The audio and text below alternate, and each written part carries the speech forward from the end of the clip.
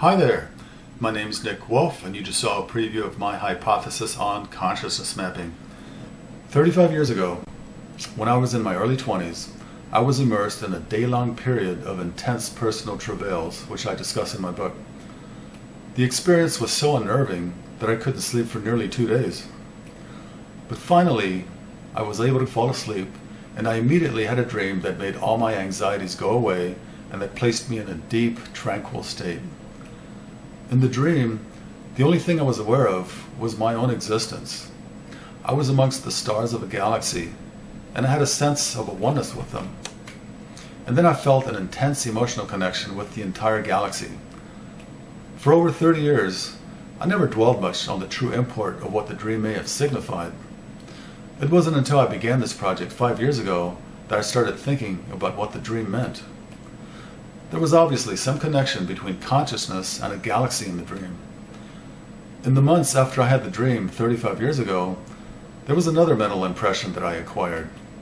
It was of a single electron within a hollow tube within some type of microbiological cell. The electron controlled the operation of the cell. Those two impressions, the galaxy and the electron, stayed with me for 30 years.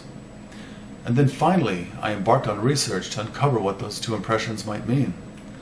The result is my hypothesis on consciousness mapping. I'm going to introduce it now. Perhaps it will help usher in the new age where preserving our planet takes precedence over depleting and polluting it to maximize the profit of wealthy predators. I'll begin by exploring the quantum world with plenty of images, but no math at all. Then I'll explain mysterious phenomena like black holes, dark energy, and dark matter. And finally, I'll tie them all together with my hypothesis of consciousness mapping. Let me start things off by defining consciousness. Consciousness is the sense that there is a you that is experiencing a lifetime on Earth from within your body. There is a you that experiences the felt sensation of the smell of a rose or the taste of strawberry ice cream. There is a you that enjoys the taste of a beer or a glass of wine, not to mention its immediate after effects. There is a you that is listening to me right now. A key provision of my hypothesis of consciousness mapping is that life must be made to thrive and proliferate on our living planet. Towards this end, a consciousness must be modulated with an assortment of instincts, drives, and forces to function appropriately when mapped to creatures on Earth. For example, what we call evil is one such force. Evil is not the opposite of good. Rather, evil is the opposite of love. Love is no more an emotion than evil is an emotion. A predator feels evil as an impulse to tear its prey to bits, and also to assert dominance in a pack. Animals feel love as an impulse to stay with their mate and to nurture their young. As an evolved animal, humans exhibit evil in complex ways. It is quite conspicuous in wealthy predators, and unregulated capitalism is their perfect habitat. I suspect that love and evil are contained within the essence of consciousness rather than being an external influence like instinct. Religion proffers the vague notion of a soul that survives death. In my book, I show that a consciousness and a soul are equivalent concepts. And it is in the search for consciousness that religion and science are destined to converge. You might be thinking, wait, why do we need to search for consciousness? Everybody knows that it exists in the brain.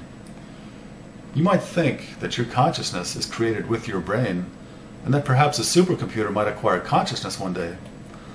But when you actually try to find consciousness in the brain, you fail miserably. All you see are a bunch of neurons firing.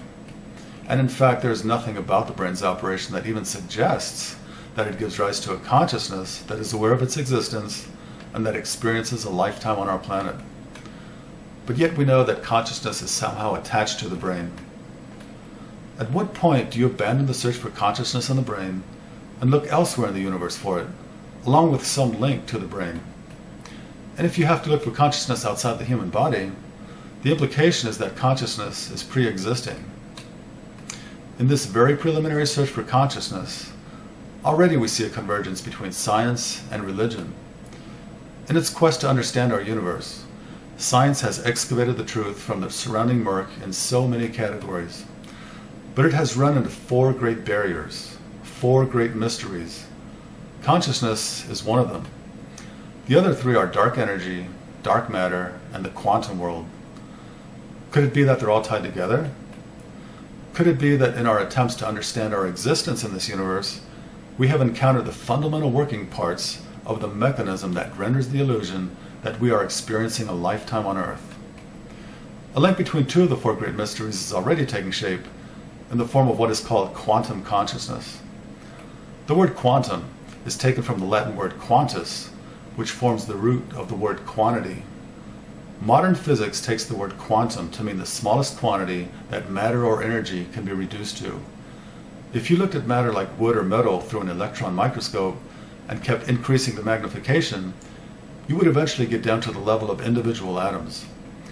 Matter can't be reduced down to a smaller quantity than that. The mysterious particles of the quantum world, like atoms and electrons, seem to behave one way when you leave them alone, and another way when you watch them. For example, in the famous two-slit experiment, light behaves one way when you leave it alone, but then changes its behavior when you watch its individual quantum particles, which are called photons.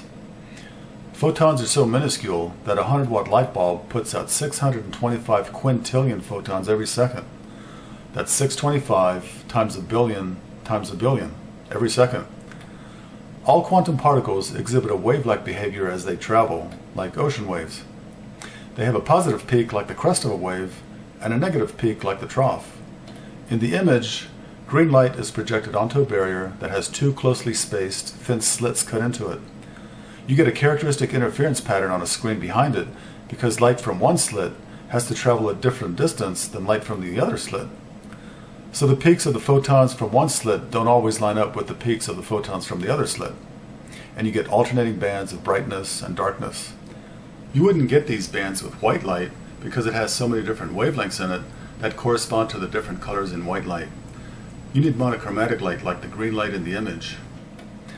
The top arrow illustrates how a bright band would show up on the screen. The light from the bottom slit and top slit are in phase when they hit the screen. Their peaks line up to create a bright spot. The bottom arrow shows what happens to create a dark band. The light from the two slits are 180 degrees out of phase, so they cancel out. It isn't just quantum particles of light that create such interference patterns, but also quantum particles of matter like electrons and atoms, which also exhibit wave-like behavior. The wavelength of quantum particles is determined by their velocity. So you can take electrons with constant velocity and fire them at the two slits to get the exact same interference pattern. You can't get this interference pattern with real-world objects like tennis balls that your consciousness can detect with your senses. You get what you might expect: two bands where most tennis balls would hit after passing through one or the other of the two slits. But you can't sense quantum particles like electrons without a screen that is capable of detecting their arrival. Your consciousness becomes aware of where they are only after they arrive on the screen. So what is happening to the electrons as they pass through the two slits that results in the interference pattern? It would seem that an electron from the bottom slit is interfering with an electron from the top slit on the other side of the barrier because their wavelengths are adding or subtracting. But what would happen if you only fired one electron at a time? Surprisingly, it turns out that you get the exact same interference pattern. How can that be? An electron would have to go through both slits at the same time to interfere with itself on the other side. So let's place a detector on one of the slits to see if the electron is actually going through both slits. When you do this, you discover that sometimes the electron goes through one slit, sometimes the other one, but never both at the same time. What you also discover is that the interference pattern suddenly disappears. What you get is the same pattern you would get if you fired tennis balls at two slits. We know that the detector isn't affecting the electrons. How do we know that? It's because when you turn the detector off, the interference pattern reappears as if by magic. So in this setup, we have a detector, but it's turned off so consciousness can't detect which slit electrons are going through. You fire one electron at a time at the slits, and a screen records where they hit. Over time, after about 300 electrons have been fired at the slits, you can see the interference pattern emerging on the screen. Somehow, each electron must have gone through both slits simultaneously to interfere with itself and produce the pattern on the screen. Now watch the screen where the electrons are hitting. We're going to turn the detector on to try to figure out what the electrons are doing at the slits. And voila! After another 300 electrons hit the screen, there's no interference pattern. The electrons behave like real-world particles and only go through one slit at a time because the consciousness is watching them there. This also happens with atoms and molecules. The fundamental particles that build up our reality in this universe interact with consciousness somehow. It's almost like some unseen force is calculating how they should behave to present the reality that is apparent to our senses in this universe of space and time. Watch the screen again where the electrons are hitting. Detector off, interference pattern. Detector on, no interference pattern. It's as if the electron knows that consciousness can't perceive it anymore, so it doesn't bother behaving like a real-world particle until it hits the screen. This quantum trickery transpires in 3 dimensions of space. The electron, a quantum particle, knows where it will be detected by consciousness, and it will put on a show for consciousness only at that location. There's clearly some link between consciousness and the quantum world that revolves around constructing and presenting the reality of our universe to consciousness. This quantum trickery is not limited to 3 dimensions of space. Our consciousness experiences a 4th dimension in this universe, the dimension of time. We can look around and see the 3 dimensions of our mode of existence in this universe, but our consciousness also has to be convinced that we are immersed in the time dimension of this universe. So quantum particles like electrons have to perform their trickery not only in 3 dimensions of space, but also in the dimension of time. Quantum particles have to know not only where consciousness will perceive them, but also when. In this experimental setup, electrons only have to know where consciousness is. Consciousness is present in the scientist or lab assistant who is conducting the experiment and watching the output of the detector. Now the detector in this image will have to interact with each electron to detect it. Maybe that might be affecting the electron to change its behavior. Here's an experimental setup where a sensor can detect an electron after it has already gone through the bottom slit. So it won't affect the electron's behavior while it's going through the slits. This setup also allows us to determine if electrons can detect consciousness not only in 3 dimensions of space, but also in the time dimension. But we have to do something devious to get the electron to reveal its trickery in the time dimension. We'll keep the detector off and wait until the electron has passed the 2 slits before turning on the detector to see which slit it went through. First, we'll do a run with the detector off. We fire 1 electron at a time at the 2 slits. After around 300 electrons, we can see an interference pattern emerging on the screen. Now we'll start a new run, and we'll turn the detector on. We again fire 1 electron at a time at the 2 slits. After around 300 electrons, we get the same results as before in another experiment. The interference pattern has disappeared. Now we'll start yet another run, the devious one. We'll turn the detector off and fire an electron at the 2 slits. After it passes the 2 slits, we turn the detector on. This has actually been done in the lab with high-speed electronics using photons. The electron has already passed the 2 slits. With the detector off up until now, it seems reasonable to conclude that the electron already went through both slits, because all other runs with the detector off resulted in an interference pattern. When you turn the detector on, it seems reasonable to conclude that the electron will reveal itself as a superposition of two waves that interfered with each other. The electron hits the screen, which records its impact. We turn the detector back off and repeat this procedure for another 300 electrons. What does the screen show after 300 hits? The interference pattern has disappeared. This means the electron only went through one of the slits. How can this be if the electron presumably already went through both slits by the time the detector was turned on? The problem is that the electron can't reveal itself as having gone through both slits simultaneously, because then it is likely that it would have interfered with itself. That would result in a fractional part of an electron, which is impossible because you can't get any smaller than an electron. Only whole electrons arrive at the screen, but they do so in a pattern that would only result if an electron went through both slits at the same time. This is contradictory, and no physicist in the world can explain it. If you twisted a physicist's arm and forced him to explain what the electron is actually doing between the two slits and the detector just when it was turned on, he might say something like this. The electron went through both slits, but then it got ambushed by the detector when it was turned on. So the electron went backwards in time to correct its behavior so that it appeared like a real-world particle to consciousness. This explanation is consistent with other bizarre quantum behavior like entanglement. Time loses meaning in the quantum world and seems to be bidirectional. In reality, physicists don't think about what the electron is doing at the two slits. They retreat into quantum theory, which defines the electron as being in a superposition of states. The electron is simultaneously present in a confined space near the two slits. It is only when you try to detect it that it decides to occupy only one location in that space. Here's how quantum theory describes what happens to an electron as it goes through the two slits. Consciousness can't detect what it's doing, so it remains a set of probabilities that is represented by the sphere. Quantum physics calls this the wave function. The electron could be anywhere in the sphere with a higher likelihood of being near the center.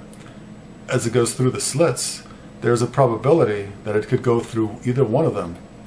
So the electron behaves as if it were present throughout the entire blob of probabilities. The blob is highly simplified. The actual probability distribution of the electron is much more complex. On the other side of the slits, the two blobs represent where the electron could be, and they also carry phase information about their waveforms for any given location. Notice how the wave function represented by the blob spreads out over time. It is only when the electron hits the screen that consciousness can detect where it is, so it reveals itself. It manifests itself to consciousness by collapsing its wave function, as quantum physics calls it. If the electron decides to reveal itself where the two blobs intersect, then there will be interference as if two electrons had interfered with one another. This produces the interference pattern on the screen, which is identical to what two interfering electrons would experience. Now, if there is a detector waiting at one of the slits, the electron will manifest itself to consciousness there and go through only one slit. What we've done here, rummaging around in the bowels of the quantum world, is explore the smallest working parts in our universe of space and time. And we discover that there's some trickery going on. The particles of the quantum world, like atoms and electrons, appear to be calculating how the reality of this universe should appear to consciousness. The consciousness was present in the physicist or lab assistant who was monitoring a detector or a screen that could detect individual electrons. Somehow, the electron knows that it is being watched by a consciousness at the two slits, so it puts on a show to behave like a real-world particle, which can't go through two slits at the same time. The electron also knows when it isn't being watched by a consciousness at the slits, but is being watched at the screen, so the electron waits until it hits the screen to act like a real-world particle there. But when it does that, it presents an interference pattern to consciousness, which means that it somehow had to go through both slits at the same time. It's impossible to catch an electron in the act of going through the two slits simultaneously, so no one on this planet can tell you what it's doing there. If you fire atoms at two slits, you get the exact same result. This represents a breakdown in the reality that consciousness experiences on this planet. Our conscious experience of this planet is sandwiched between the extremely small and the extremely large, between the angstrom and the light year. And when you explore the extremes, the reality we perceive breaks down, and you appear to encounter the fundamental working parts of some mechanism that both constructs our reality in this mode of existence and convinces us that we are fully immersed in it. We just saw it happening with the quantum world, one of the four great mysteries of science. Shortly, you'll see it happening with consciousness, another of the four great mysteries. Then you'll see it with dark energy and dark matter, the final two great mysteries. And ultimately, I'll tie all four pillars of the mysteries of science together in my hypothesis of consciousness mapping. It's like our reality is contrived, and it suggests that this universe was created to provide consciousness with an alternate mode of existence from another mode that isn't contrived, undoubtedly the one we experience before our birth and after our death. If this is the case, then a creating consciousness is implied.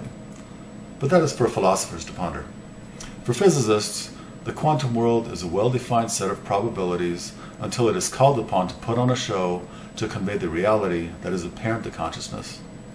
Physicists have no explanation for what an electron actually does when it encounters the two slits. Why do particles have a wavelength at all, which gives rise to an interference pattern? If you want to believe that this universe was created to temporarily clothe consciousness in physical form, then quantum particles have to be designed to vibrate. For one thing, the vibrations prevent electrons from sticking to the nucleus, which allows atoms to form. And the vibrations prevent gas molecules from sticking together so that we have an atmosphere to breathe. Vibrations allow the phenomenon of heat to manifest itself. Temperature is nothing more than a measure of how fast atoms and molecules are vibrating. Vibrations are a requirement for life to emerge, because microbiology needs biochemical molecules to be easily transportable to their destinations. So you need a liquid environment that arises because the vibrations of molecules prevent them from clumping together to form solids.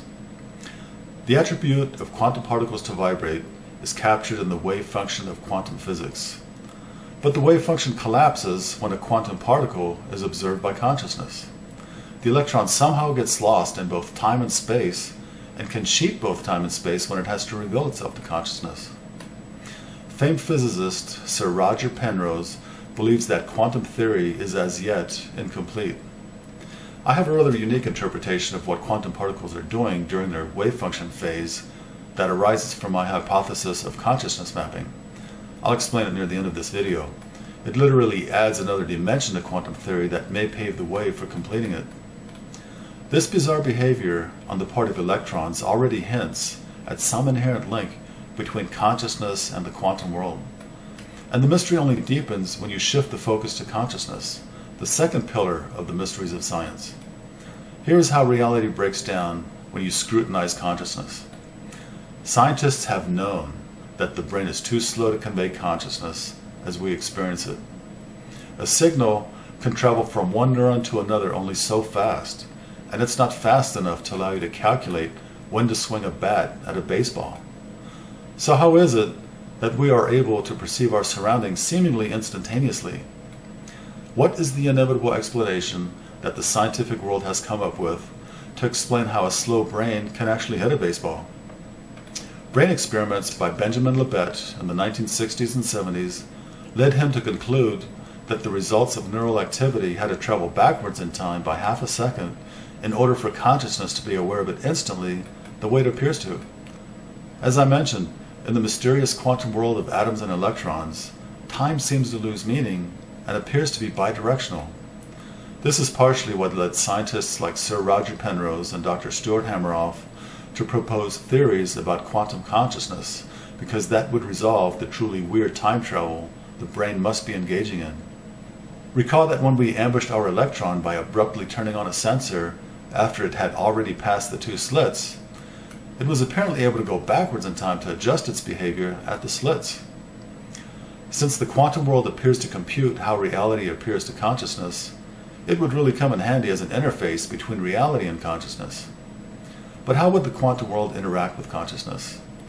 In the animation you saw at the beginning of this video, notice how electrons shifted position as the shape of a tiny tubulin protein within brain neurons changed its conformation. Tubulin can assume two conformations, and possibly more. We have the open position and the closed position.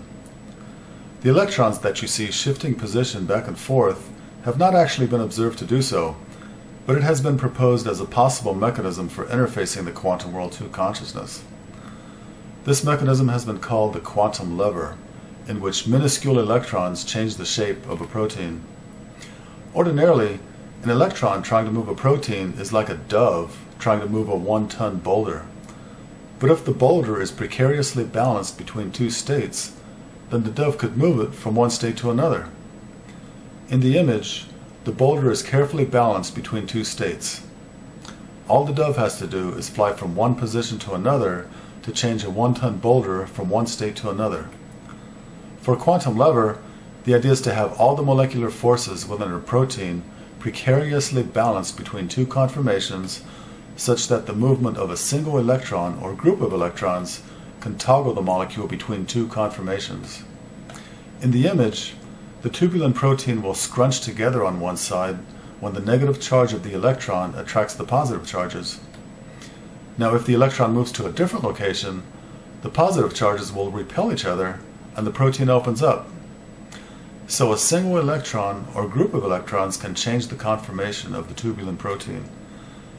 In the interference experiments, the electrons were in a quantum state of superposition when they encountered the two slits. They existed as a set of probabilities that went through both slits simultaneously. In the tubulin protein, the electrons can be in a quantum state of superposition and be in both places at once. Then their wave function collapses and the tubulin protein will go into one conformation or another. The quantum world will then be able to manifest itself in the protein. The quantum world may also receive information about tubulin conformation so that the information flow is bidirectional. In this image, the dark tubulin represents the closed position and the light tubulin the open position. The tubulin can switch conformations many times a second. The thick orange streaks near the top are ion channels from the axons of neurons that can affect tubulin conformation directly. The tubulin protein might be forced into one conformation or the other by its neighboring tubulin or by signals from brain neurons themselves. The quantum world may then read the conformation from the position of the electrons in one of two possible places. In this way, there might be two-way communication between the quantum world and tubulin. The two-state conformation of tubulin suggests binary code that may be the medium of communication between the quantum world and the physical brain. Binary code is the medium of communication in computers and is represented as ones and zeros. So what is tubulin? Tubulin proteins are among the smallest units of life on our planet. They measure 8 nanometers in length, which is about 1/3 of a millionth of an inch. When the first suns formed in the early universe 13 billion years ago, they forged the atoms of life: nitrogen, oxygen, and carbon. These atoms readily combined to form molecules. Along with the hydrogen atoms that were already present in the universe, and a smattering of heavier atoms, these atoms of life can spontaneously assemble into the long spiral chains that you see in the image. Tubulin is a macromolecule with many such strands. It is comprised of about 18,000 atoms of nitrogen, oxygen, carbon, and hydrogen, along with traces of other atoms. The tubulin protein is actually a molecule of alpha tubulin and beta tubulin bound together by the pair of strands you see in the center. The two molecules are bound together in such a way that it is stable in both the closed and open position. Tubulin proteins bind together end to end and side by side to form microtubules. Microtubules are long hollow tubes that constitute the cytoskeleton of cells. You can see the microtubules inside this neuron as long white streaks. The network of microtubules within cells is collectively called the cytoskeleton. The cytoskeleton of a cell serves the same purpose as your skeleton. It gives the cell its shape and gives that shape rigidity. The microtubules also move material around inside the cell. During the learning process and while you are asleep and dreaming, it is the microtubules that change the shape of brain neurons to make new connections with other neurons to integrate new skills and memory into your brain. They do this by assembling tubulin proteins end to end on microtubules to extend the cell body of the neuron in any direction. This process is likely to be at least moderated by the quantum world. Theories of quantum consciousness propose that microtubules within brain neurons are what actually host consciousness. In this image, black tubulin represent the closed state and orange tubulin the open state. This is a view of the cell body of a neuron that accepts two axons from a neighboring neuron. The two axons have fired and are depositing neurotransmitters into the neural receptors of the receiving neuron. Ion channels form along actin filaments, which probably affect tubulin conformation. The label MAPS refers to microtubule-associated proteins. MAPS interconnect the microtubules to set up a communication network among the network of microtubules that constitute the cytoskeleton. Roger Penrose and Stuart Hameroff have developed a model of quantum consciousness called Orchestrated Objective Reduction, ORC-OR for short. Central to the model is defining phenomena that will permit a quantum wave function to both develop and collapse for electrons that control tubulin conformation. Recall that in the interference experiment, electrons develop a quantum wave function when they aren't observed by consciousness, and then the wave function collapses when consciousness observes them. At the two slits, the electron was present in both of them simultaneously as a blob of probabilities, but then selects only one of them when a detector is turned on. Likewise, in the ORC-OR model, the electron is present in both locations simultaneously, but then selects one of them to cause the tubulin protein to assume one of two conformations. In the two-slit experiment, the presence of a consciousness caused the wave function to collapse from a blob of probabilities to a distinct location within the blob. The collapse of the wave function is the result of the quantum world interacting with the real world that is perceptible to our senses in the form of a screen that can detect oncoming electrons and pinpoint their location. What phenomenon would cause the wave function to collapse within the tubulin protein? Neurons are a part of the real world that is perceptible to our senses. The tubulin proteins that form microtubules interact with the real world of the neurons that they are inside of, and the electrons that control tubulin conformation interact with the tubulin protein that they are inside of. So it would seem that the wave function of the electrons would always remain collapsed. They would always manifest themselves in one of the two locations. The trick is to determine a means whereby the electrons might be isolated from their environment within neurons so that they can acquire a wave function. In that way, there is interaction between the quantum world and consciousness. Recall that microtubules within neurons might be the host of consciousness. The ORC-OR model proposes a phenomenon that would isolate the tubulin proteins from their surroundings within neurons. The phenomenon is the ability of actin to polymerize and depolymerize. Actin is a protein that is contained within the cell body of the neuron. It is capable of polymerizing extremely rapidly, which means that its molecules bind together to form a gel phase. Actin also depolymerizes rapidly to return to the liquid phase. It's kind of like imagining an egg in a frying pan going between the clear liquid state and the white solid state many times a second. The smaller something is, the faster it can change its state. And we are talking about microscopic neurons here. It is during the gel phase that the interior of the neuron isolates the electrons that control tubulin conformation. This permits the electrons to acquire a wave function so that they are present in both locations. Actin will then depolymerize rapidly and collapse the wave function of the electrons. The electrons will then reveal themselves in one of the two places within tubulin, and the corresponding conformation of tubulin will emerge. The quantum world is interacting with consciousness directly. The ORC-OR model proposes that the well-known gamma frequency of around 40 Hz that you see on electroencephalographs is an artifact of the cycling between the liquid and gel state of actin. This cycling of the state change of actin transpires en masse in all the neurons that are currently active in delivering the current focus of consciousness. Now, the brain has around 100 billion neurons, but only a tiny fraction of them delivers the current focus of your attention. Many scientific approaches to cognition show that an assembly of around 10,000 neurons is important. These neurons are attached via gap junctions so that the interior of all 10,000 neurons is connected. So at any given moment, whatever you are experiencing is being conveyed by 10,000 neurons. Different neurons will be brought into play as the focus of your consciousness changes, while other neurons drop out. The actin within the interior of all 10,000 neurons will polymerize and depolymerize 40 times a second to deliver the content of consciousness. Here's what is truly fascinating. This number, 10,000 neurons, is also predicted by quantum physics. In quantum physics, the more mass an object has, the faster its wave function collapses. 40 Hz works out to a quantum collapse time of 25 milliseconds. It turns out that the mass equivalent to 10,000 neurons has a collapse time of 25 milliseconds. This agreement between the quantum world and cognitive studies supports the ORC-OR model of quantum consciousness. As shown in the diagram, the ORC-OR model proposes that there is a conscious event every time that actin depolymerizes. This corresponds to a collapse of the wave functions of all of the electrons within all of the tubulin contained within 10,000 neurons. This is how the quantum world is bestowing consciousness.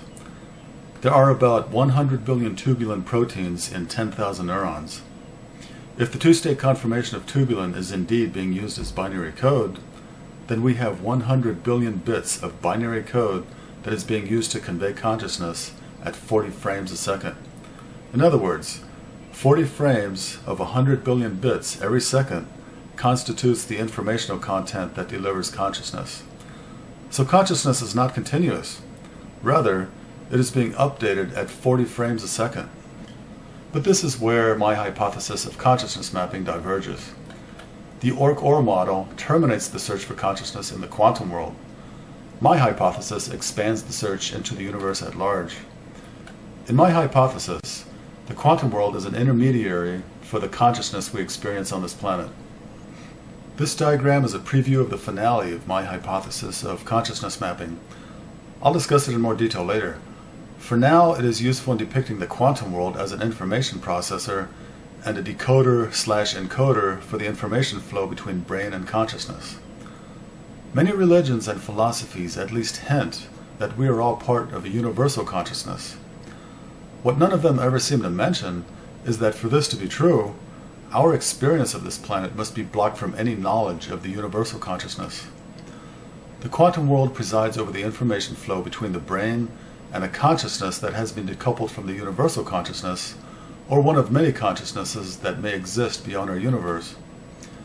In the box, the quantum world is depicted on the right, with consciousness on the left. The consciousness we experience on this planet is like a way station that is receiving and transmitting information. Consciousness is shielded from any knowledge of the working parts by the quantum barrier. The quantum world presides over the information flow between brain and consciousness through the 100 billion bits of data from the electrons within tubulin. This information flow is bidirectional across the quantum barrier. But the ORC-OR model only specifies a conscious event during one cycle of actin depolymerization. Consciousness is defined as nothing more than an instance of the wave function collapse of 100 billion electrons. To integrate bidirectional information flow between consciousness and the quantum world into the ORC-OR model, there will be two events during the gel phase of actin. The first event occurs just when actin polymerizes and the electrons acquire a wave function. The quantum world reads the location of the electrons to determine tubulin conformation for all 100 billion electrons. This constitutes 100 billion bits of data. The quantum world processes the information and presents it to consciousness in a form that is recognizable. The second event occurs later during quantum superposition, while all the electrons occupy the two positions within tubulin at once. The quantum world will encode the intent of consciousness onto the electrons. Then, when actin depolymerizes, the wave functions of the electrons will collapse into the encoded position, which the brain will respond to. Every time actin polymerizes in 10,000 neurons and electrons acquire a wave function, the quantum world receives information from 100 billion electrons. The quantum world processes the information and presents it to consciousness across the quantum barrier. Information flows across the barrier in the opposite direction when the quantum world interprets the intent of consciousness and encodes it onto the wave functions of 100 billion electrons. Consciousness may want to move an arm, walk, or observe something with the eyes. While actin is still polymerized, and only after the quantum world has finished reading the locations of electrons within tubulin, the quantum world can encode the wave functions with the intent of consciousness. When actin depolymerizes, the wave functions of the electrons force all 100 billion tubulin within 10,000 neurons into new conformations that reflects the intent of consciousness. The brain becomes autonomous and responds to the new tubulin conformations. Then the brain imposes its own conformations on tubulin, which the quantum world will receive on the next cycle by reading the locations of electrons in one of two possible locations. So 40 times a second, there's an exchange of information between the brain and the quantum world. In addition to decoding and encoding 100 billion binary bits, the quantum world must also process the information for both consciousness and the brain. Consciousness doesn't experience time in continuous fashion, but as a series of still frames 40 times a second. This has implications about whether consciousness truly experiences time. Here's what 15 Hertz looks like. Your consciousness is being updated about 3 times faster. The visual part of your brain also presents motion to your consciousness as a series of still images. Sometimes you can detect these frames when you're stopped at an intersection and the sun reflects off the bright hubcaps of a car that crosses in front of you. Or when you quickly turn your head and there's a bright LED on your TV or stereo. It looks like this. The gamma frequency of around 40 Hertz can vary. In tense moments, like when you're involved in a car crash, the gamma frequency can speed up to around 100 Hertz. People involved in car accidents report experiencing everything in slow motion. Basketball player Michael Jordan claims that everything appears in slow motion to him when he's playing at his best. This is because his gamma frequency has shot up far above 40 Hertz, and his consciousness is experiencing more frames every second. Quantum physics predicts that the number of active neurons increases with your gamma frequency. For example, if the number of active neurons increased by 50% from 10,000 to 15,000, then your gamma frequency nearly doubles. With more neurons coming online to deliver the present focus of your consciousness, you will have a more intense experience. People with close brushes to death do indeed report very intense experiences. A sudden intense experience is what probably triggers a surge in the number of active neurons to deal with it, which automatically increases the gamma rate in conformance with equations of quantum physics. The fact that everything appears in slow motion at higher gamma frequencies suggests that time may not exist as we know it where consciousness resides. If time did exist for consciousness, then a sudden burst of 100 frames per second while you were involved in a car accident would feel like a sudden deluge of information that you would be hard-pressed to keep up with. But consciousness doesn't work like that. You feel like everything is in slow motion during life-threatening moments when your gamma rate shoots up. It's as if your consciousness is accustomed to getting 40 frames a second, and when you suddenly get 100 frames a second, your consciousness perceives the first 40 frames of it as normal time, only everything is happening in slow motion because the slices of time that your consciousness is getting has been chopped into shorter intervals, and the entire 100 frames seems 2.5 times longer. So to you, everything appears to happen in slow motion. Does time really exist for consciousness? Think about what you're doing now. Now think about what you were doing just a second ago, or even a fraction of a second ago. Those past times are lost to you as a conscious experience. They no longer exist except as memory. And you have no idea what your conscious experience will be like a second from now. You are locked into the present frame of the gamma frequency that your 10,000 neurons have delivered to you via quantum superposition and collapse. Where might the timeless domain be in which consciousness resides? Are there hidden dimensions to our universe? Theories of quantum consciousness lose the trail to consciousness in the quantum world. I'm going to try to pick it up again in the universe at large. Einstein's general theory of relativity suggests that there are indeed hidden dimensions to our universe. Einstein developed his theory of general relativity because Isaac Newton's theories of gravity failed to explain certain phenomena, like the way that the closest approach of the planet Mercury to the Sun was precessing. Newton explained gravity as an attractive force between bodies. The planets revolve around the Sun because there's an attractive force between them that we call gravity. The Earth moves in a circular orbit around the Sun because the Earth pulls on the Sun and the Sun pulls on the Earth. You can walk around on the surface of this planet because the planet pulls you towards it and you pull the planet towards you. Newton published his mathematical description of gravity in 1687. His formulas described planetary motion well enough to keep scientists happy for 2 centuries. But by the start of the 20th century, the orbits of the planets could be measured to an extreme accuracy. It was found that the elliptical orbit of the planet Mercury around the Sun was shifting by 1.38 arcseconds each orbit. The orbit was precessing. By bringing the gravitational influence of the other planets into play, Newton's formulas could account for all but 1/10 of an arcsecond of that shift. 1/10 of an arcsecond is the angle formed by a human hair 200 yards away. It's extremely small, but Newton's formulas couldn't account for it. In 1916, Einstein published his theory of general relativity. His theory was able to explain the 1/10 of an arcsecond shift. Einstein explained gravity not as an attractive force between bodies, but as a warpage of space-time caused by bodies immersed in it. The sun's mass creates a dip in space, and the Earth revolves around it like a steel ball in a roulette wheel. This was a breathtaking idea, and the public had a hard time taking it seriously. Kind of like much of the public today not taking human-caused climate change seriously. How can space be warped when there's nothing there? If space is truly warped by the sun, then it will be warped not only for bodies like planets, but also for light. If space is warped by the sun, then the light from stars will curve around the sun if the light passes nearby.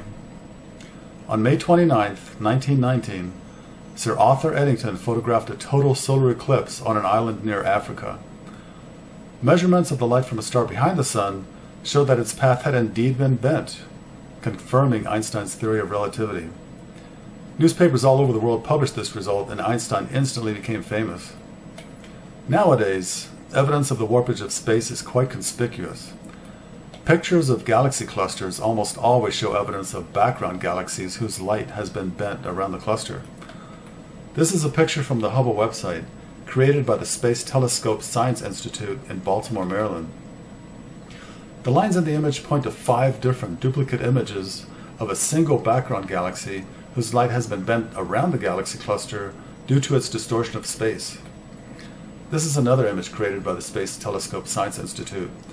It shows the image of the background galaxy in the center being bent around the cluster so that the galaxy appears to be in different locations.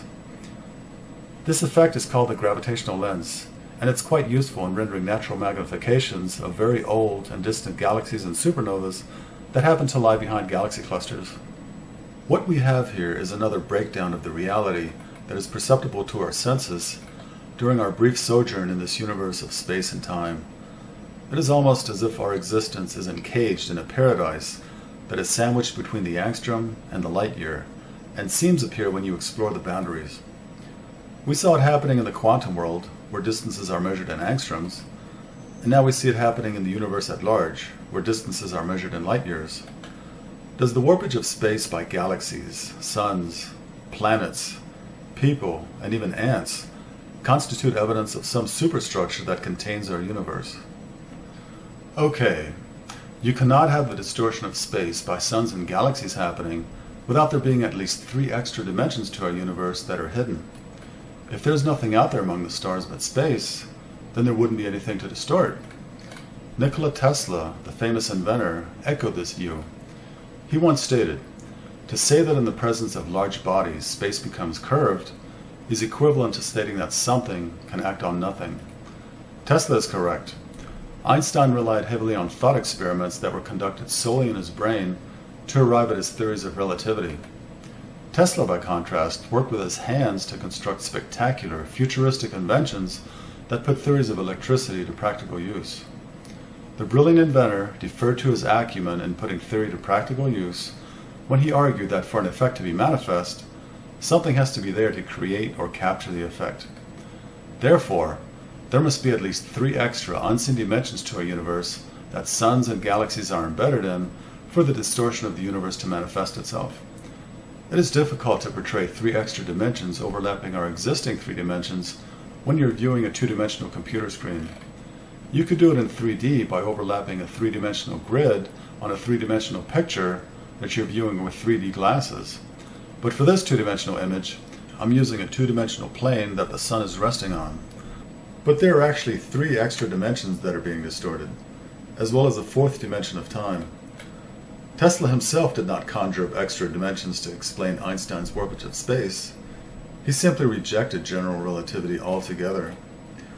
But with modern telescopes capturing obvious visual evidence of the reality of general relativity, there must be extra dimensions to our universe to capture or produce the effect. Pictures of galaxy clusters clearly show distorted images of galaxies that cannot be part of the cluster, because the galaxies that belong to the cluster are all in focus. But the images of the distorted galaxies had to be bent around the cluster from behind it by something more than empty space. You cannot paint a picture on thin air. You need a canvas. In this image, the mass of the sun is creating a dip in space, kind of like a bowling ball resting on a trampoline. Solutions to Einstein's field equations of general relativity will produce the curvature of space that's represented by the dip. But there are far more massive objects in the universe. A star that is more than 1.4 times as massive as our sun will explode in a supernova at the end of its life. The remnants of the explosion will be a neutron star. Its gravity is so intense that all its atoms have had their electron orbits scrunched into the nucleus, where the electrons converted the protons to neutrons. Since atoms are mostly empty space, the collapsed atoms of a neutron star produces an incredibly dense object. A teaspoon of material weighs about 6 trillion tons. Can you imagine scrunching a human down to the size of a sugar cube? Try imagining scrunching the entire human race down to the size of a sugar cube. Here's the distortion of space due to a neutron star that is a rough approximation of Einstein's field equations. It's like imagining an upright log on a trampoline. The neutron star has collapsed from a sun that was around 15 million miles in diameter to a sphere that is around 15 miles in diameter. But the neutron star is still in our universe. Not so with black holes. If the remnant of a supernova explosion is more than around 3 times the mass of our sun, then all of its mass will collapse into a single point called a singularity. Einstein's field equations actually predicted that very massive stars would collapse into a single point of infinite density. Here's an image that approximates the distortion of space predicted by Einstein's field equations of general relativity for black holes. These objects are called black holes because they would be completely dark, since not even light can escape its intense gravity. But why is it called a quote-unquote hole? In the image, you can imagine tons of material being compressed down to the size of a point by visualizing a long needle being pressed into a trampoline. Tons of force are pushing down on the needle. The needle would puncture the trampoline and all of its mass would leak out. But then the trampoline would rebound into a flat surface with a tiny puncture in it. The 3 hidden dimensions of our universe are different. They can be stretched to infinity. Time and space lose meaning in a black hole. The point in the image goes to infinity. Where does it go in the hidden dimensions? Other than a few trivial solutions, Einstein's field equations are incredibly difficult to solve, even for the most brilliant mathematicians and physicists. The first exact solutions were derived by German astronomer Karl Schwarzschild just a few months after Einstein published the equations in 1916.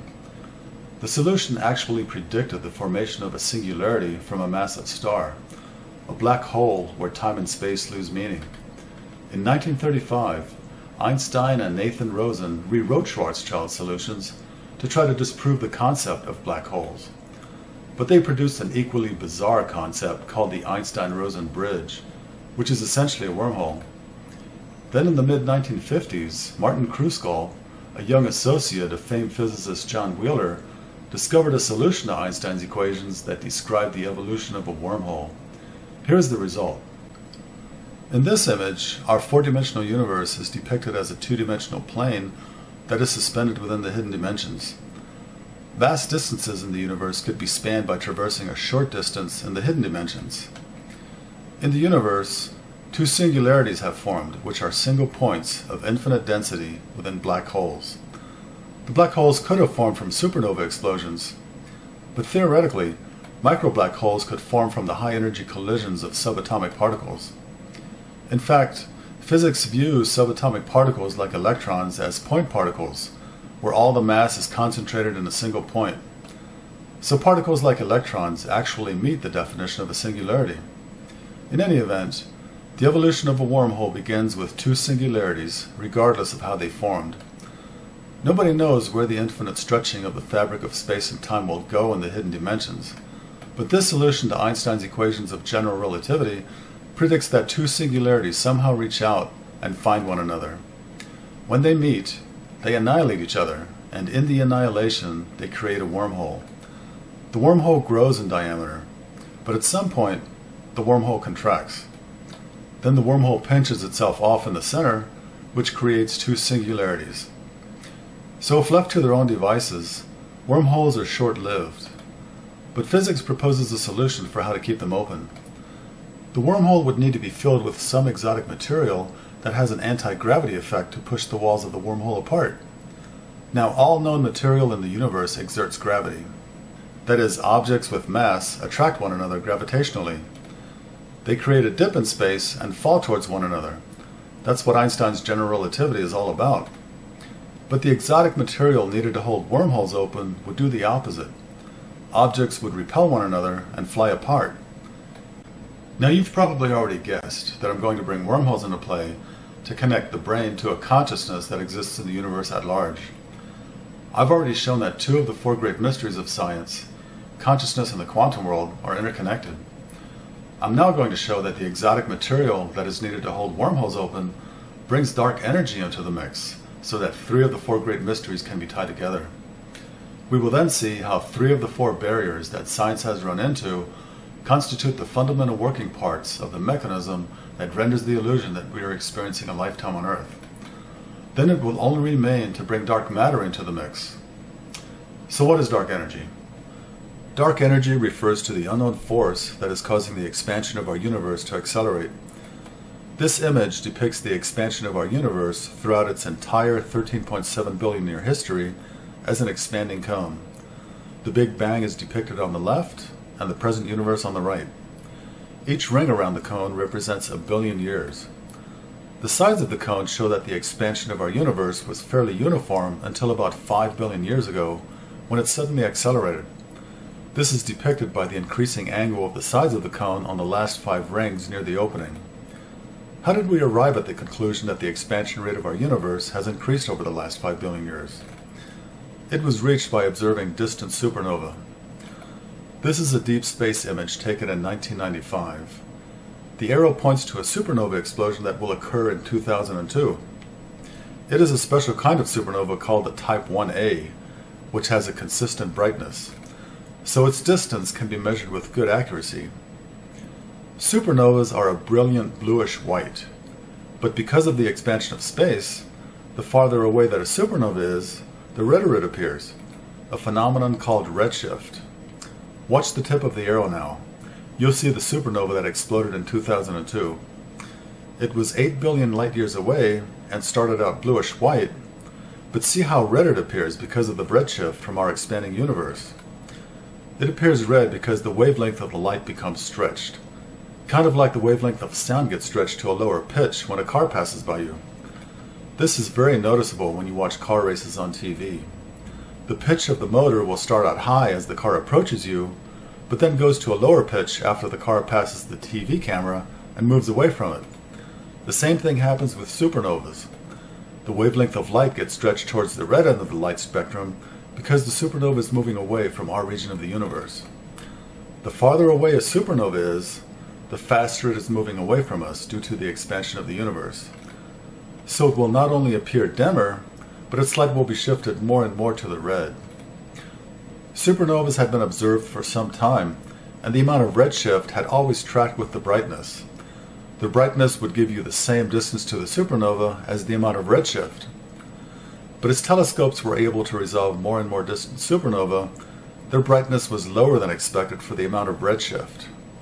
Careful calculations of the redshift and the brightness of a number of distant supernovas showed that around 5 billion years ago, the expansion of our universe increased. If it were not for the two different means of determining distance and the discrepancy between them, we would never have discovered this. Whatever is causing the expansion has not been detected, so it has been termed dark energy. How can this dark energy be tied in with consciousness? There are two aspects to dark energy, and both of them suggest a connection to consciousness. The first aspect is its anti-gravity effect on the universe. It moves everything in the universe away from everything else. If wormholes are indeed what connect brains to consciousness, then this anti-gravity effect is precisely what would be needed to keep wormholes open. If there are billions and billions of wormholes throughout the universe that connect consciousness to the brains of living creatures, then they would all need this anti-gravity effect, and dark energy could be an artifact of it. The second aspect to dark energy that suggests a tie to consciousness is its abrupt appearance 5 billion years ago. Dark energy is indeed a massive force to cause the entire universe to expand. In fact, it constitutes 74% of what's in the universe. Why would this overwhelming aspect to the universe suddenly appear 5 billion years ago? Well, if wormholes are indeed what connect brains to consciousness, then wormholes really wouldn't be needed until life emerged in the universe to which consciousness needed to be mapped. And if wormholes weren't needed until life emerged, then the exotic material to hold them open wouldn't be needed either. And therefore, the exotic material wouldn't manifest itself as dark energy in our universe until around 5 billion years ago, when life could perhaps begin to emerge. The universe was a violent place for most of its history. Any planets that would have formed would have been bombarded with intense radiation and large debris, making the emergence of life virtually impossible. It wasn't until a few billion years ago that the universe calmed down enough such that planets would be suitable for life. And once life emerged, wormholes would have been needed to map consciousness to it, which in turn would have required the anti-gravity force to hold them open. And that gave rise to the dark energy that first manifested itself 5 billion years ago. So now we have possible connections between 3 of the 4 great mysteries of science. The only one remaining is dark matter. Dark matter constitutes 22% of the stuff that's in our universe, and like dark energy, it's unknown what it is. For those of you keeping track, that leaves only 4% of the universe consisting of stuff that we can see, like stars, planets, and dust. It almost conjures up the notion that our universe is like an artificial habitat to nurture living physical forms to which consciousness can be mapped. We can only see 4% of it, and the other 96% is the overhead needed to keep it running. It's kind of like fish in an aquarium who are only aware of a small fraction of its habitat. The fish can't detect the mechanism that bubbles air into the water or the industry that makes fish food in aquariums. The fish aren't aware that a car has to be driven to the store to buy fish food and parts for the aquarium. The fish aren't aware of the electricity that provides light and that powers the mechanism that bubbles air into the water. And we humans can't determine what 96% of our universe consists of, but at least we are aware that something is there that we call dark matter and dark energy. So what is dark matter? Dark matter was first detected in the 1930s when it was deduced that there should be much more matter in galaxy clusters for the galaxies to clump together the way they do. The same conclusion was reached for the stars of a galaxy. There was not enough gravitational attraction amongst the stars alone to account for the way they all clump together.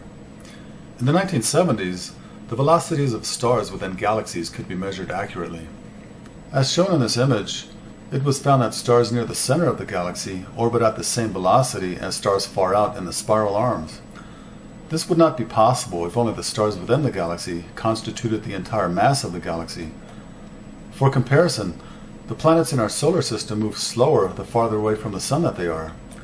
So more gravity was needed to account for the motions of stars around the centers of galaxies, which had the same velocities no matter how far the stars were from the center of the galaxy. But where was the missing mass in galaxies that would provide the extra gravity? It was invisible, and as yet it has proven impossible to detect directly. So it was termed dark matter. By analyzing the motions of dwarf galaxies and globular clusters around large galaxies, astronomers developed a model of how the dark matter should be distributed around galaxies. It looks like this. This is the dark matter halo of a spiral galaxy. Spiral galaxies are highly organized, and their dark matter halos play a prominent role in their structure.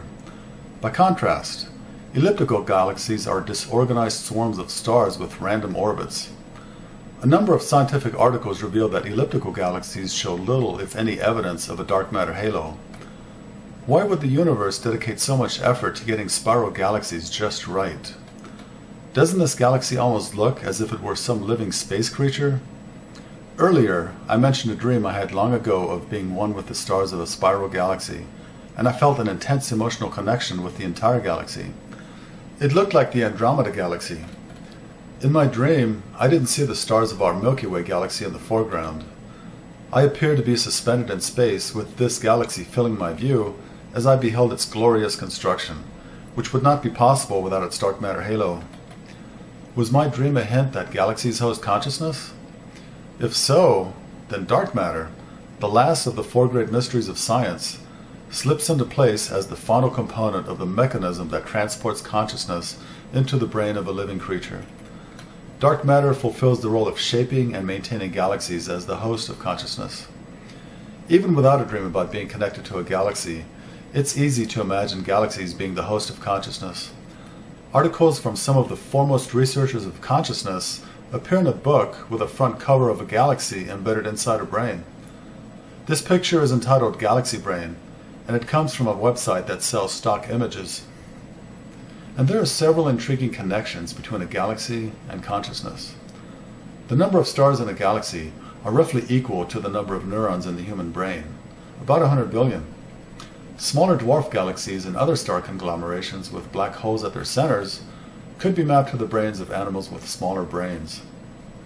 With 100 billion galaxies in the universe, and an untold number of smaller star conglomerations, there are plenty of hosts for consciousness to be mapped to all the creatures on at least one living planet, and they could be reused for a succession of creatures.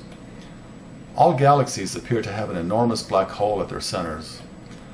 The most common near-death experience is of traveling down a dark tunnel with a light at the end that gets brighter.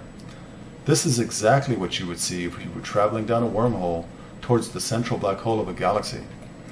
The book, Gravity's Fatal Attraction, states that there are around 10,000 black holes from supernova explosions in galaxies.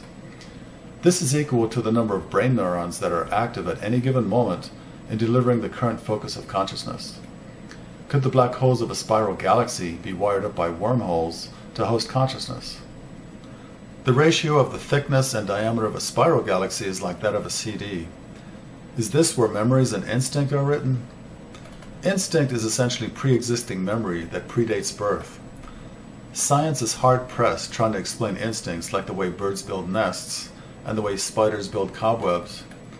If instincts are written in the stars of galaxies, then this would go a long way in explaining pre-existing memory. Just a little out from the exact center of the galaxy, dark matter makes the stars orbit with equal velocities. Is this a necessary condition for retaining information about the relative locations of stars that are being used for memory? The rotating spiral galaxy begs comparison with a rotating CD. There are star-forming regions throughout the entire galaxy outside the central bulge. Are these memory-forming regions that can later be accessed by consciousness? Science has difficulty explaining how brain neurons store and retrieve the actual content of memory.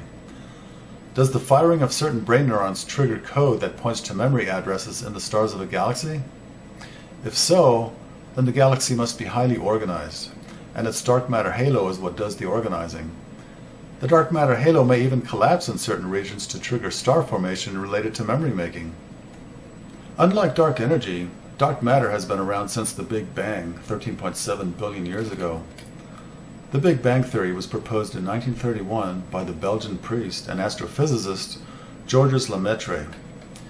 The Big Bang theory was really supposed to address the origins of the stuff we can see in the universe, like stars, planets, moons, dust, and vast quantities of hydrogen and helium gas. But the discovery of dark matter halos around galaxies forced their integration into the theory. Astronomers still don't know many crucial details about how dark matter gives galaxies their spiral shape and forms their arms. They have resorted to trying to reconstruct galaxy formation by using computer simulations. When astronomers integrated dark matter halos into their simulations, they arrived at an influential model of galaxy formation known as the cold dark matter picture. In the model, the Big Bang, 13.7 billion years ago, produced time and space in an exploding soup of energy and matter that condensed into hydrogen and helium atoms, with traces of lithium and deuterium. Along with this exploding soup, dark matter halos were released into the expanding universe.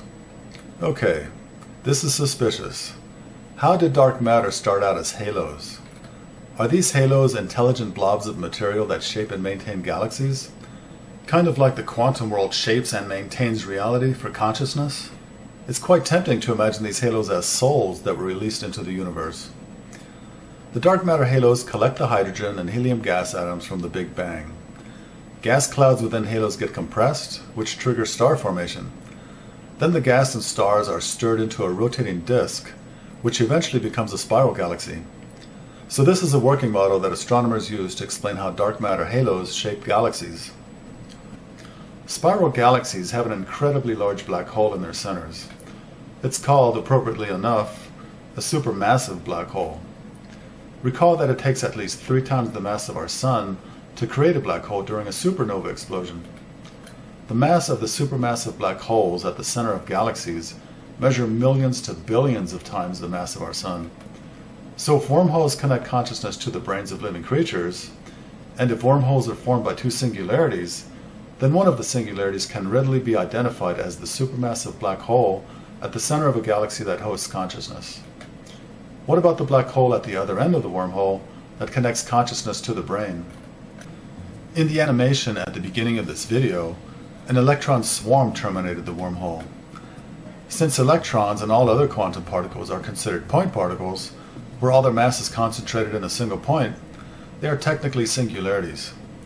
So you could conjure up 100 billion singularities from the electrons that control tubulin conformation within the 10,000 neurons that are currently active in conveying the present focus of consciousness. They would all merge into one singularity that connects to the wormhole that goes to the supermassive black hole within a galaxy. But this is the easy way out. The hollow microtubules that are formed by tubulin suggest a transmission line of some sort. A transmission line is used to route signals that travel at the speed of light. For example, a transmission line is used to route signals into your TV. The transmission line is constructed of precise dimensions that are contrived to present a characteristic impedance to the signal. But that is not enough. The signals in the transmission line must also be presented to that exact same impedance inside the TV set before the signals can be captured. So a transmission line captures a phenomenon, in this case an electrical signal, and makes it behave in a precise way so that an interaction can be established with it in a precise way. How might microtubules act like a transmission line for a wormhole? Scientific articles about microtubules never fail to mention that the arrangement of tubulin proteins conforms to the Fibonacci series. If you were to take a section of a microtubule and slice it open lengthwise and open it up, you would see this pattern. Each rectangle represents a single tubulin, and the blue dots represent the locations of the electrons that control tubulin conformation. As shown in this image, the Fibonacci series is a sequence of numbers in which each number is the sum of the previous 2. The way that tubulin binds together to form microtubules makes a pattern in which 3 consecutive Fibonacci numbers are represented. These are the numbers 5, 8, and 13. There are 13 columns of tubulin that form the hollow tube of microtubules. The red rectangles show what happened when you start with the tubulin on one column and move to its neighbor on the lower right and work your way around the microtubule. You'll wind up 8 rows down from where you started. The yellow rectangles show what happened when you work your way around the microtubule in the other direction by moving to neighboring tubulin on the lower left. You'll wind up 5 rows down. Scientists have wondered about the significance of the Fibonacci numbers in this arrangement. Fibonacci numbers show up a lot in nature. For example, pine cones have spiral patterns that represent the 2 Fibonacci numbers 8 and 13.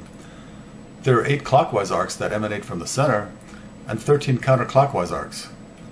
Sunflowers have spiral patterns that represent the Fibonacci numbers 55 and 89. There are 89 clockwise arcs of seeds on the outer part of the face, and 55 counterclockwise arcs. Smaller Fibonacci numbers are represented near the center. For microtubules, understanding the significance of the Fibonacci numbers could literally unlock the secrets of the universe insofar as consciousness mapping is concerned. I have actually developed an idea about why these numbers are in play, and it leads to a connection between the brain end of a wormhole and the 40 Hz gamma frequency that appears to be strongly tied to consciousness. What I'm presenting here is highly speculative, as if what I've presented already is not speculative enough. I have discovered that whenever 3 consecutive Fibonacci numbers are laid out in this pattern, only one cell at a time is traversed by a moving plane encroaching from the top or the bottom, like this. If you imagine that the flat surface is rolled into a tube, and then imagine some phenomenon moving through the tube from the bottom, then the phenomenon will hit one of the electrons at a time as the signal moves through the tube. If the phenomenon happens to be a wormhole, and the microtubules act as a transmission line, then the wormhole will interact with one electron at a time, perhaps reading or writing the conformation of tubulin. Notice how each tubulin electron being hit in succession is always 5 columns over from the previous electron that was hit, which suggests a swirling motion when you imagine the flat sheet being rolled into a tube. The singularity for the brain end of the wormhole could be a single electron that swirls around the hollow tube of the microtubule as it shoots down into it. It would interact with one of the tubulin electrons at a time, perhaps entering into quantum entanglement with it. The quantum world would then receive or transmit one binary bit of information before moving on to the next tubulin electron. If the wavelength of the traveling electron matches the distance between each tubulin electron that it hits, then it will have a velocity of 36 kilometers a second. Let's roll the flat sheet into a tube and restore the original shape of the microtubule. An electron swirling around inside a microtubule at 36 kilometers a second will generate a magnetic field. The microtubule essentially becomes an inductor with a magnetic field. Whenever the traveling electron inside a microtubule starts or ends its journey, the magnetic field changes abruptly. A changing magnetic field will induce voltage changes on its surroundings. This is the principle of induction, which allows transformers, generators, and motors to work. Now, if the electrodes of an electroencephalograph are placed around the scalp, they will sense these voltages. Is this the source of the 40 Hz gamma frequency? Unlike other EEG wavelengths, the gamma frequency does not arise from the firing of the axons of neurons. It has only been shown in recent years that the gamma wavelength is associated with activity within the 10,000 neurons or so that deliver the current focus of consciousness. This is precisely where microtubules might be operating as transmission lines for wormholes. So the 40 Hz gamma waves could be an artifact of the electrons that might be acting as singularities for the wormholes that tie brain and consciousness together. I'm not sure what other processes within neurons could compete with the actual firing of a neuron and still be powerful enough to be detectable with an EEG. The swirling motion of the electron might be imparted by the supermassive black hole of the galaxy at the other end of the wormhole, which typically spins at extraordinarily high speeds that are a fraction of the speed of light. Like all quantum particles, electrons have a wavelength that depends on its velocity. Is it a necessary condition for the traveling electron to have the peaks of its wavelength coincide with the tubulin electrons that are being hit? In that way, the traveling electron will be closest to the inner wall of the microtubule right at the location of the tubulin electrons, provided that the traveling electron is properly oriented and synchronized. Perhaps the tubulin electrons somehow synchronize and orient the traveling electron. If we take the wavelength of the traveling electron to be the distance between successive tubulin electrons that are hit 5 columns apart, then the electron shooting down the tube would have to be traveling at 36 kilometers a second with a frequency of 1.8 trillion cycles per second. That's plenty fast to read and write all the tubulin electrons of the entire microtubule within one cycle of the gamma frequency. Now 36 kilometers a second and 1.8 trillion cycles per second sounds outlandishly fast. But recall that temperature is a function of how fast quantum particles like electrons are moving. It turns out that the average speed of electrons at room temperature are more than twice as fast. So a rather slow electron would have to be selected for this task.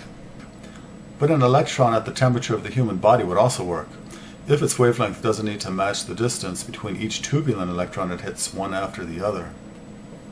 Where would the electron come from? Perhaps it is sourced from the nerve center of the entire cytoskeleton, the centrosome. This image shows a cell in the process of mitosis, which is cell division. So there are 2 centrosomes here that will soon have their own cells. The centrosome lies at the central connection point of all the microtubules that form the cytoskeleton.